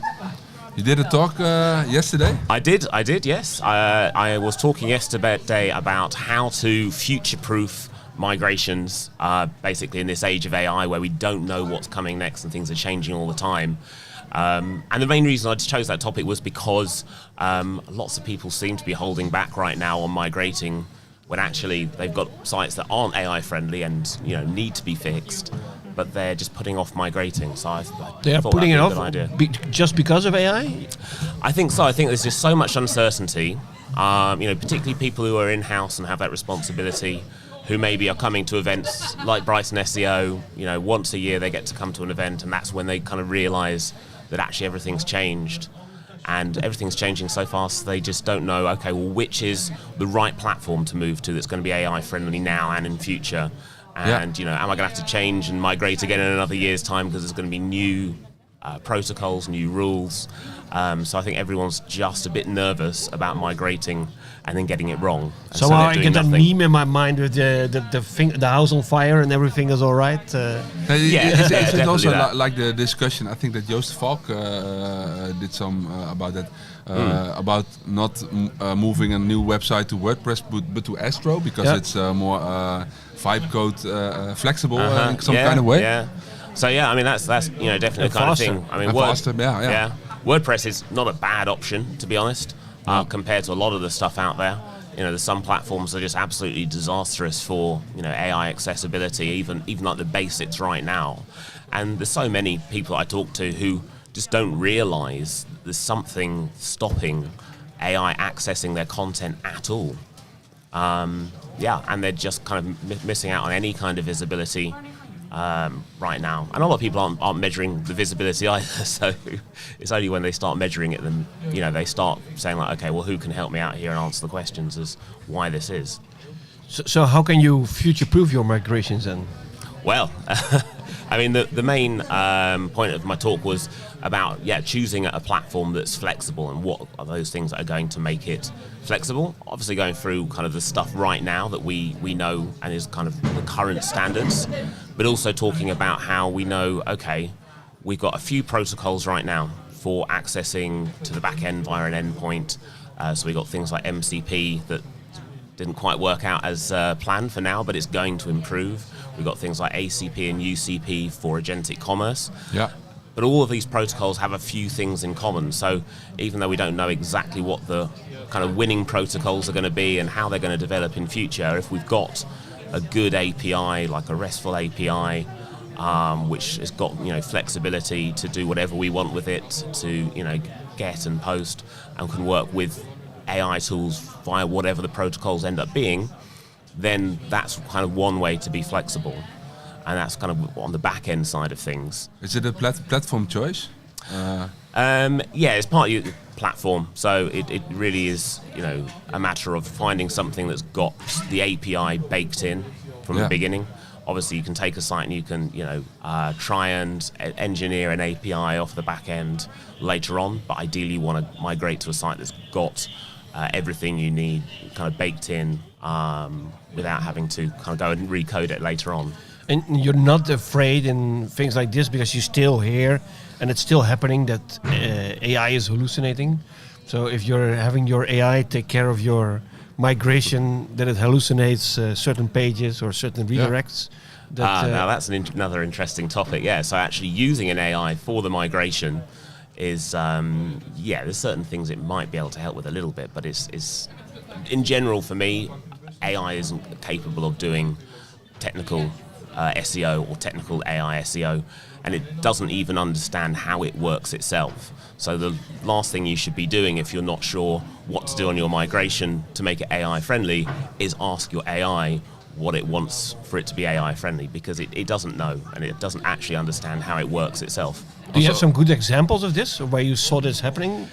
I mean, just for kind of like technical SEO in general, like if you ask Claude or ChatGPT like how their actual process works for them going and actually accessing a page and being able to see what's there and that whole process, and whether or not they support certain schemas and so on, they will be very confident that they can see pages, that they can render pages. Sometimes they'll say, things like they understand kind of all types of schema, and they'll tell you they get the schema back from the tool that actually then goes and fetches the pages for them, because it's not the LLM itself that's going and looking at the page.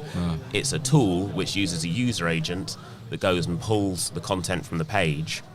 And that tool right now varies a little bit by the LLMs, but in general that tool right now will use things like semantic HTML to identify what the main content is and pull it, but it's not actually pulling the semantic HTML back for the LLM to see, or pulling the structured data back for the LLM to see. And that might change in the future, but right now that's not the case. But if you ask, the LLM, sometimes they'll just hallucinate and tell you that they can see things and do things they can't.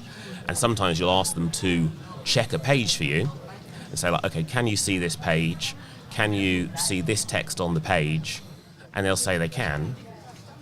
And so you have to be really careful, because a lot of the time they can't, and maybe what they're seeing is they're looking for that page in search results, and they're seeing the snippet that they get back from the search results, which is a lot more than the meta description that you'd see in the normal search results. They're getting a big chunk of text, and so sometimes they'll use that text to pretend that they can actually see the page itself, when maybe they can't even access that page. Maybe they can't even get a 200 status on that page. So you might think that your current site's absolutely fine, there's no issues at all, when actually the reality is completely inaccessible to these tools already. I think you can match a lot of URLs via AI, right? For redirect files, maybe 80% or something. You have to manually check, but Exactly. maybe sample size or something. There's almost certainly going to be some errors in there. And you have to have perfect data in the first place. And if there isn't a page for it to map to, that's when it might start trying to hallucinate. So for example, if it's kind of seen thousands and thousands of your URLs and it thinks it understands the structure of the URLs, if it can't find a matching one, it will guess what it thinks the structure of that would be and what it would look like, and so suddenly you've got a URL that doesn't exist. And in some cases you might then put them all in Screaming Frog to see which ones actually are real pages, and do a crawl, and you come back and you find maybe 80-90% of them are real. But I've heard examples where people have done that and they've literally only found like 2 or 3 URLs that really exist, and all the rest are hallucinated. That's a big problem. And you talked about the MCPs and UCPs and platform choices. It's also a responsibility of the platform itself to be flexible and come up with the APIs and to some extent. And if you've got a platform where it's open source, where there's a community, where there are people creating extensions, either free ones or paid ones, then there's a good chance that if an issue comes along in the future, and there needs to be a solution for it, somebody will build that solution. Either they'll share it in the community, or they'll create an extension, and then you can solve the issue that way. Whereas if you're using some of the kind of more basic platforms that are, not open source at all, and you don't have the flexibility to do things like injecting custom code, you don't have flexibility over things like adding extra fields that you might need in future, then that's where you're going to potentially get stuck with those less flexible, more brittle platforms. Some of the ones that seem very easy to use and very easy to set up and don't involve any dev work to kind of actually get them up and running. The reality is that those are the ones that are most likely to have issues. And when I audit sites to try and understand which ones actually are AI friendly and actually have the content in the source code, and it's not using client-side rendering and things like this, and it's not using single-page applications. It's always those kind of ones that are quick and easy to set up in theory that have all of those problems really baked in, and they're difficult to then fix. But if you're talking about future-proofing migrations, isn't it very non-future-proof to have custom code injected on certain pages, because in certain pages they don't follow along the convention of the rest of the website. So when you want to migrate, you really need to have a proper log of all those custom changes and all those custom little pages that you have. Yeah, ideally you want to, at least at the point when you're migrating, have it set up and be as friendly as possible for what we know now about what looks AI friendly and what is coming soon that we've maybe got more visibility on. So things like WebMCP that's been released recently, we know how that's going to work, at least to begin with.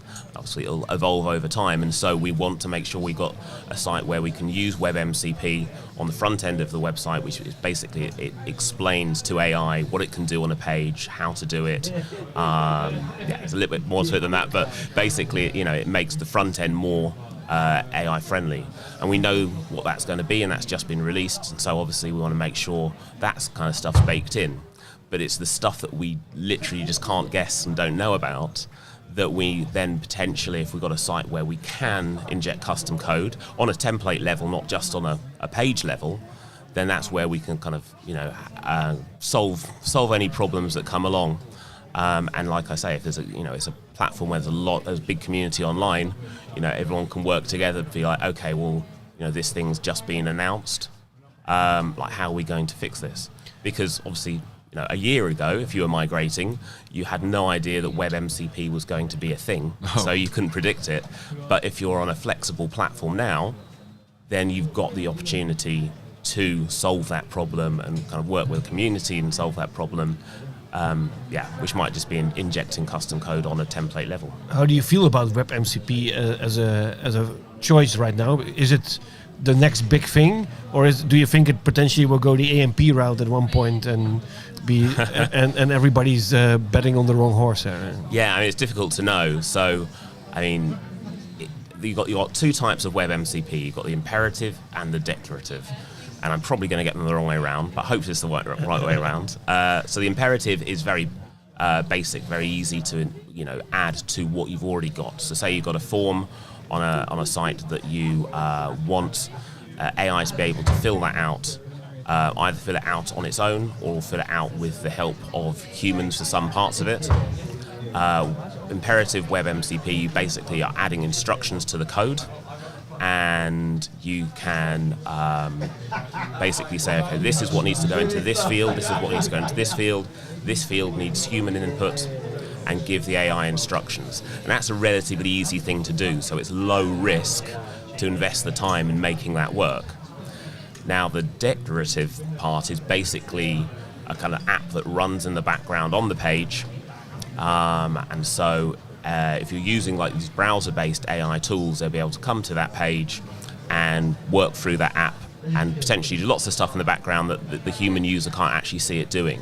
It's going to be far more effective than at the moment. I don't know if you've kind of used some of these browser-based tools like Atlas or Claude in Chrome. Yeah. They're a great idea, but right now they're very slow. They get stuck. They use up a lot of tokens, right? And so it's sort of a solution to that problem. But that declarative WebMCP is a bit more of an investment in dev time. So right now, I wouldn't necessarily say you have to get it set up and running. But if you're migrating, it's a big risk if you're migrating to a platform where you haven't got an idea of how you would solve that problem if it does become the next big thing. But burning tokens is flexing how good you're doing, right? What's that, sorry? Burning tokens is flexing how good you're doing, right? Apparently so. But I was doing some work recently, and I burnt through a heck of a lot of tokens, and I suddenly checked how much money I'd spent, and I'm not doing that quite that well. I went back and next time you're doing it manually again. I put it on the kind of super fast version of Claude. That got through a lot of tokens while I was off doing something else. It was going round in circles trying to fill out a form, and managed to burn through about $50-$60 worth of tokens in the time that I was doing something else, thinking that Claude was helping me, and I had to step in and fix it in the end anyway. I think that at some time Anthropic will hire the prices, right, of the tokens. I really don't know how much it actually costs them. No. I think it's not that transparent as well. No, they must be making some good money on some of this stuff. But I think they probably make more money out of those kind of powerful users, probably like 1 or 2% of users who are burning through those tokens than they do from people on the kind of basic paid packages. whether that's their kind of long-term plan or whether that's just to get kind of people, using Claude and realizing how much better it is than ChatGPT in some people's opinions. Well, I think including mine. the big problem for a lot of people is that using any form of LLM is bringing in so much memory of you into the LLM that at one point it's becoming very difficult. Let's say Claude is messing up their entire business. Then for you to move out that memory and it's take a lock-in. and move your memory to a different LLM and continue there. Yeah. I mean, they're kind of putting some solutions in place where you can export those memories, but recently a lot of people moved away from ChatGPT, including myself, and then I have to figure out custom GPTs. And I had to figure out how to move my memory over from one place to another. Yeah. I mean, it's you can do it. But it's a bit of a nuisance. My problem with the memories in Claude is that I work on so many different clients that it gets very confused, and it assumes I'm working on one client and then gives me an answer that only makes sense in the context of a conversation I had, a month ago about a different client. Like, no. For this particular client, I'm doing this thing. This is the background. And suddenly, by the time you start adding all the background in and clarifying these things, it takes longer than just doing the work yourself sometimes. Okay. You also think we are heading towards a situation where we use a lot of AI, use a lot of cloud, where AI can manage to do migration themselves when they not hallucinate that much and when they learn? I mean, I think the opportunity there is, to build kind of singularity GPT for migration. The SEO singularity. I think there's potential for it to be better if you work out why it's going wrong, why it's hallucinating, and come up with better prompts and can tell it to do particular things. And there are some things that if you go and check afterwards, it's going to take you as long as a checker to do it in the first place. There obviously are some things that are going to save a lot of time. Including what will be the added of course. value of us as a SEO specialist or migration specialist? Making choices to advise companies to make the right choices, or? I'd like to see it get to that point where it gives that advice, and that advice is worthwhile and is can be relied on. At the moment, it's great for doing research and finding places to go and read around a topic. Get those initial recommendations of this platform seems to tick these boxes, but you need to go then and verify that yourself and read into it more. There's so much choice in platforms, right? If you can get it down to 3 or 4 options and then check that it really does tick the boxes that it's saying it does for you. I think that's where the potential is, and I think in general for these kind of software as a service kind of products and platforms and things like that, where there is huge amounts of documentation online that you don't necessarily want to read through, getting it to digest that down. There's a lot of opportunity there. Yeah. Nice. I think this is almost the end of the episode. One thing we would like to ask all our guests as a final question before we wrap up this episode is, can you share with us your biggest SEO fuck up that you made over the years, and what did you learn from this? That's a good question, and I'm trying to think now what that would be. There's nothing that's jumping to mind.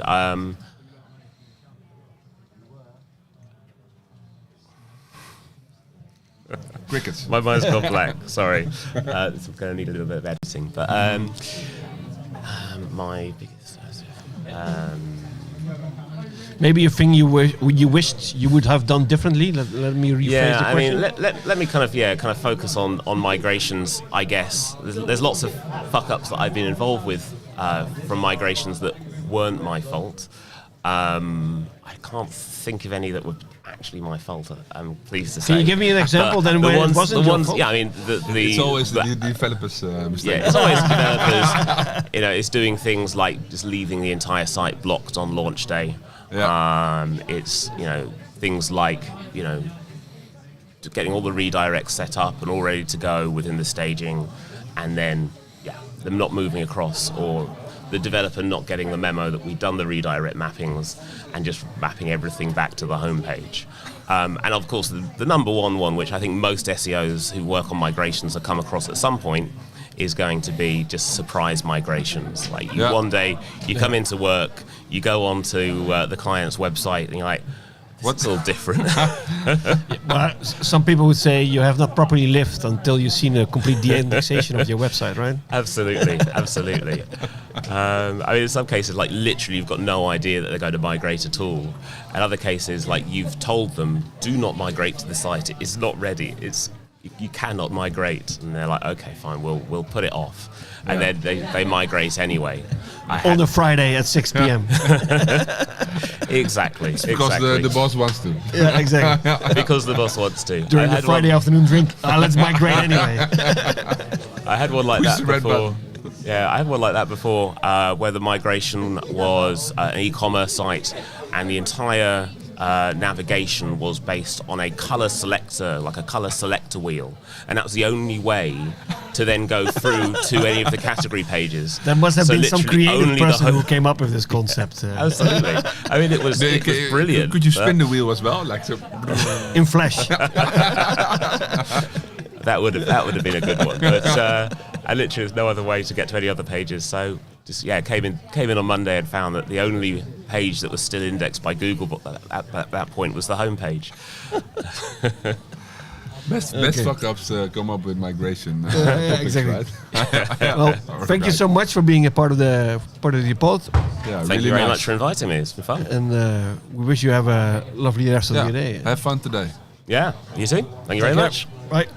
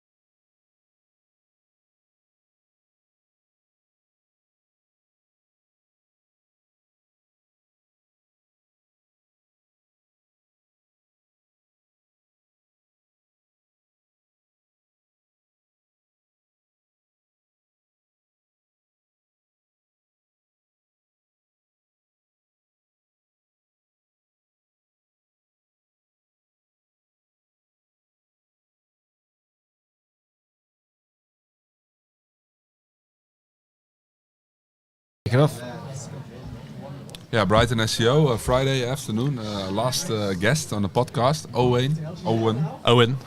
Lloyd Williams. Hi, thank you for having me. It's very excited to be here, to be your final guest too. I hope you're not too tired, but I look forward to listening. Just had a back. Red Bull, so we're ready good. to kick ass. I'm full of energy. Good, full of energy. But this Brighton is your hometown, right?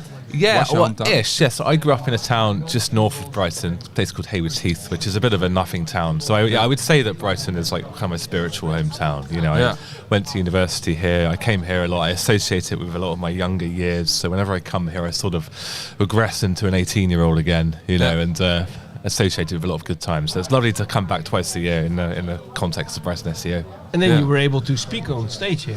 Yes, I did a talk earlier. I finished about an hour ago. It was on the Skyline stage, sort of 2:30 or so, and it was about e-commerce migrations. So technical SEO, it's called technical SEO traps to avoid in e-commerce migrations. Yeah. Yeah. What are the technical traps to avoid in e-commerce migration? Well, there were a few things. I mean, like, how long is a piece of string, really? I mean, there's potentially everything could go wrong. Yeah. In this particular instance, I called out a few individual things that happened on a piece of work I did about a year ago on a move on an e-commerce store of a musician, quite a well-known musician, moving from WooCommerce to Shopify. And I thought it would be quite straightforward. There's lots of documentation. I've done migrations before. You have experience, but there were just a few things that I didn't see coming throughout this process. A few kind of generic things too that I sort of missed out on and kind of should have known better, really, I think. I've just been candid there. The biggest thing that went wrong with this one, and this isn't, I don't think, normal, in terms of normal migrations, it's that the artist individual website had a shared inventory in the back end with the record label site. So you had the record label site with all of the band listings on, all the individual artists. Then you had the individual artist site, but they were shared in the back end. So that meant that any change that happened on a URL structure standpoint was reflected on both websites. So that was a real mind-blowing thing that happened, and it meant that all of the stuff from the parent site was migrated over to the individual artist site. So you had all these random musicians being indexed and showing up. We're talking about things that went wrong. That was that's probably my biggest one, I think. I mean, that was great learning moment. Yeah, I think so. I mean, I don't know how common that is in those sorts of situations. Not that common, right? I hope not. I never heard this. Did you see it happen after again one or two more times, or? I've not seen it happen again. Interestingly, someone else came up to me after my talk and said, I've had that experience too. Oh, wow. With a separate website, not in e-commerce, but with a similar sort of thing where the engineers had built the same sort of code base across 3 websites. Any change that was made on one was reflected in the other, which is just insane. I don't know why you would do that, and I'm trying to rack my brains as to how could I have seen that one coming. You ask a lot of questions when you come into migrations. You try and understand a business, the tech stack. I don't know what line of questioning would have got me to. Is it gonna copy over when what kind of question do you ask to come up with this? Well, I think maybe a common scenario for this might be like a multi-language website or a multi-country website, where they have like one central CMS managing the different countries, maybe? Yeah, that definitely happens. And there's plugins, aren't there? There's like that WordPress multilingual plugin, which just effectively just duplicates all the hreflang across all the different pages and things like that. And it just kind of almost like programmatically generates it. Yeah. So I think there's kind of risks as well with that. Yeah, for sure. Yeah. And other traps to avoid? Yeah, so this is not the trap that I think most listeners will come up to. That's a fair point. I went in quite hard on the niche one there. The biggest thing I think with these things is always going to be URL structure and making sure that you're capturing journeys when you're moving over from one platform to another. So WooCommerce, Shopify, for example, in this case study, have very particular URL structures, rules, stringencies around how they operate. You can get a bit of flexibility if you're, I guess, smart or you have the technology available. I didn't at the time. So we just had to make sure that all of the other journeys that weren't mapped out in the redirect file were taken care of. So there were lots of things that could have been missed. So the musician in question had listings across like third-party press sites, across social media, across ticket websites, you name it. We couldn't possibly capture all of those journeys. So we had to kind of come up with a wildcard redirect logic to help with that. That's quite a big one. I think also anything that's under the hood as well. You're talking about template changes when you're migrating over Shopify WooCommerce. Very different markup, HTML wise. Very different content templates as well. So we lost out on lots of kind of rich content on the product pages, for example. We had to kind of retrofit that in the new instance. So yeah, a couple of examples there. I think URL pagination, internal linking. Those are big ones when you're replatforming.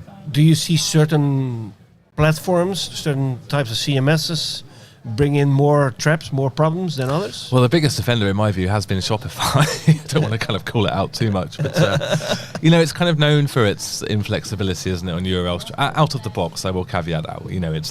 It's not like you can't do things with it. The slash collections thing. Exactly. Exactly. In the WooCommerce instance, we had all kinds of different subfolder journeys across that were great for different scenarios, like individual vinyl listings, merchandise, whatever it happened to be. Shopify was much more streamlined, and there was no way to kind of work through that. And also things like robots.txt file you can't mess with and things like that. It's just very sort of inflexible, really, out of the box. Yeah. But did you make the platform choice yourself, or did the artist? No, I didn't. I mean, I sort of just came in. It was above my head. It was a case of the parent record label site, the offending bit already being on Shopify, and they were just moving over to have it on one CMS. So I can't really answer that question in terms of what my preferred e-commerce CMS platform would be. I think they've all got their foibles. They've all got their kind of faults, haven't they? But I do tend to run into more problems with Shopify than others. Yeah. When you say, I notice things the moment I get involved, at what point do you get involved into a migration? And do you think it's on time?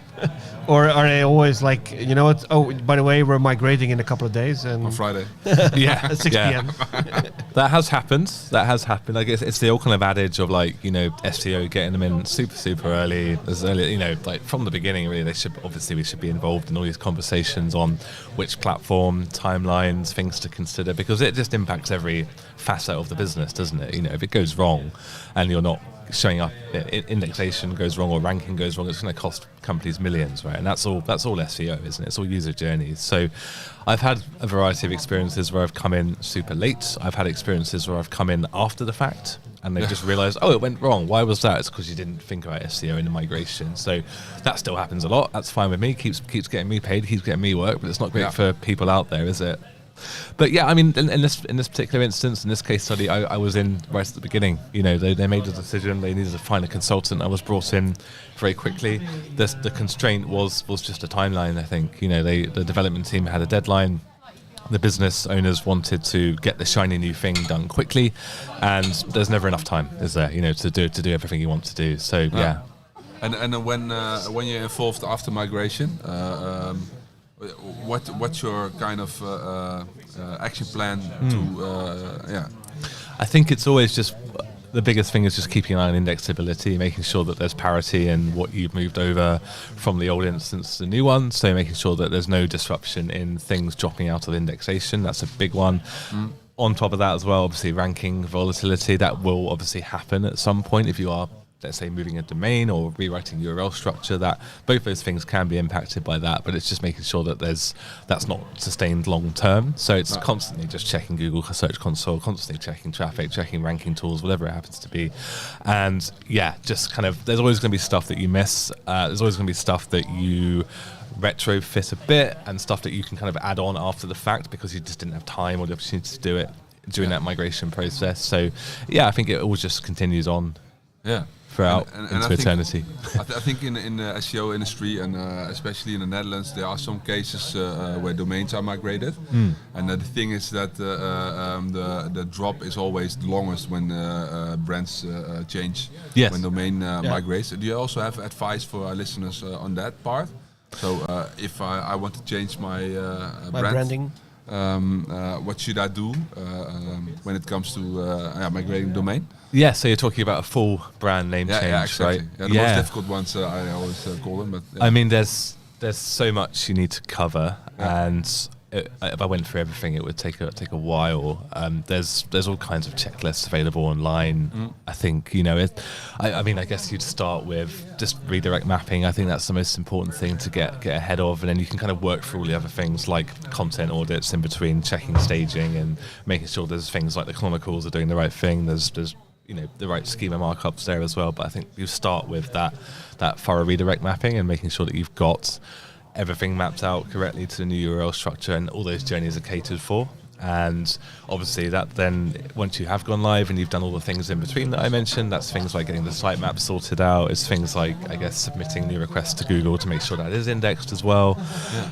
Internal linking to new pages where possible. I mean, there's so much to do, but I think it is all about just a thorough and clean experience from a redirect point of view, really. Yeah. Should we as SEOs maybe more proactively communicate out into the world about the dangers of migration, so that you're not called after the fact? I think this is one of the biggest problems we have as an industry. We sit in a silo. There is that kind of cliche that that the SEO team is kind of separate from the marketing team, from the product team, and I understand why businesses can think like that, but I also think it is kind of inherent on us to reframe our positioning and reframe our importance in the journey. We're not just about technical stuff or content or traffic. It's the entire thing, isn't it? It's the entire pie, and we touch UI, we touch journeys, we touch anything that siphons out to kind of paid search as well, social. It's the whole kind of holistic, it's a bit cliche, but it's that kind of whole holistic circle. But how will we do that? Oh my! I mean, never had an answer for that. I think TikTok videos, dances, dances around migrations. We do that. LinkedIn targeting on your own company. I think I've sort of framed the problem without a solution, haven't I? So it's a classic thing. So whenever I come into a business, I'm always trying to again break down those silos, cliches, adages, platitudes, but it is a thing. It is true. It's about just getting in the room where possible, and it takes a bit of time. It takes a bit of adjustment for people that have their things like they're in charge of content, they're in charge of dev. SEO is a separate thing, but they're all intertwined. Right? How do you try to get your foot in the door properly in the organization? I can be a very annoying person. So, I just keep. Honestly, I mean, it's just persistency. I think you can. Is it also showing the dangers, maybe? Because I think in the last couple of years, I've seen quite some horror stories coming out, like I think what was Ryanair disappearing completely from Google Flight because of a missed migration, things like this. So showing the horror stories to make them aware, like, guys, you need to be aware. Yeah, and you raise a very good point. Examples, data, forecasting. You can spin up some numbers to say, like, if this goes wrong or if you don't bring an SEO at this time, you're going to lose this amount of revenue. We have access to analytics and forecasting over time and potential ranking drops. You can pull that together quite easily and put that in front of the right people. Absolutely. Right now, you're also losing your entire AI search strategy and visibility, right? And that gets the attention of the CEO. Exactly. Yes. Exactly. I think maybe that's the shortest answer right now. Tell the CEO we're not visible on ChatGPT anymore. Yeah. And then as oftentimes as succinct as that, because obviously we're, as I said, going back to the problem, we as SEOs tend to sit in our silos and talk to each other, and we know what we need to do, and it's all kind of like all the individual technical stuff that is so important. But like, if you're trying to communicate that to a senior stakeholder like a CEO, all they want to know is, what's the bullet point? What am I missing? And as you said there, that's an example. Am I visible in ChatGPT? How much money am I making every month? Has that gone up? Has that gone down? And what can SEO do around that? Yeah, CEO is not sitting in Auditorium 2 now. So no. I won't attend Brighton SEO. But he's sitting on the toilet doing ChatGPT, asking some questions, and he thinks, why is my brand not here? Yeah, exactly. All right. And I think that's one of the things some of our guests told us as well. Like, this entire ChatGPT LLM thing is for the first time really opening us doors to get away from the silos, because now all of a sudden the CEO is thinking like, hey, we need to be in ChatGPT, and as a result, it's easier to get some budget flowing. Absolutely. Also from a negative perspective. So if if Ryanair fucks up a migration, then they have a problem in AI search as well in long term. So no, you're right. Absolutely. I think it's someone yesterday said it was a very sexy time to be in search. Now, I never thought I'd hear that in my lifetime. But I think he's 100%. I mean, I'm a very visual-oriented person. I apologise, but you're seeing, rightly or wrongly, you're seeing, job descriptions for AI search optimization, GEO experts. I mean, we can pick and choose around how we say it, and we can be snobbish about, it's just SEO. But the fact of the matter is, money is being thrown at this now. Exactly.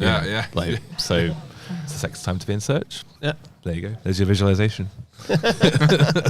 It's money. I'm not sure I can say it. Just money. Yeah. I thought it was sexy. Doesn't matter. All right. I think we are at the end of this podcast. We have one most important question, I guess, and that's, what is your biggest SEO fuck up? I'm very good at my job, so there's none. No, I mean there's a litany of them, I suspect. I think we learned from it. So. Yeah, we always learn from things. I think that example I used there, I don't know if I can be necessarily blamed for that particularly because it's quite edge case, but I think whenever it was around sort of COVID time, I had my first in-house head of SEO job. It's about 7 years ago now, I guess. Yeah, 6 years. And at the time, there was a Google update and COVID had hit, and there were a few things going on around things that impacted top of funnel metrics of the website in terms of rankings and visibility and obviously clicks as well. And I did a pretty poor job of communicating that, I think. And I got a call from a CMO being like, what the hell's going on here? Everything's gone wrong. And I had to spend a lot of time explaining and reassuring and things like that. So my biggest... Are we allowed to swear? We are allowed to swear. You just did. My biggest fuck ups are usually around communication. Not so much anymore. I don't think I'm necessarily bad at that, but I've learned from being bad at that in the past. Manage expectations or communicate properly to the CMO. Exactly. When shit hits the fans. Exactly. And I'm sure there's plenty of examples of me launching a site with a no index tag or blocking a subfolder in robots.txt. I don't know. But yeah, my biggest fuck-ups have historically been around just framing expectations and communication. So I think that's it. Yeah. Cool. Well, thank you very much for being on the pod. Thanks for having me. That was great. That was really fun. Thanks a lot. All right. And have fun today. Yeah. You guys too. Yeah. How well? You're finished now, so enjoy yourselves. We're going to watch the final keynote. Of course. So, we do. Dr. Pete. Dr. Pete. Don't miss that. He was a guest here today as well. Was he? Oh, brilliant. Okay. Well, I'll listen back to that one. Yeah. Cool. All right. Well, thanks again. Thank you. Nice. Final one in the box. That's it. All right, guys. Thank you. That was really Thanks, Owen. Thank you for the invite. invite. It's spelled Owen. So it's a Welsh name. It's actually you are Welsh. I like a bit half Welsh, I guess. It's actually pronounced Owain. That's really confusing. Like wine? Yeah, like wine. Yeah. It's a Welsh pronunciation. I guess you have the same problem with people from Friesland who speak a weird language. Weird language indeed. But the Frisian language is an officially recognized language. It's not a dialect. And even Windows 95 was available in Frisian. Wow. Welsh is also a language. That's absolutely a language. Yeah. It's one of the oldest languages. It's Gaelic. Yeah.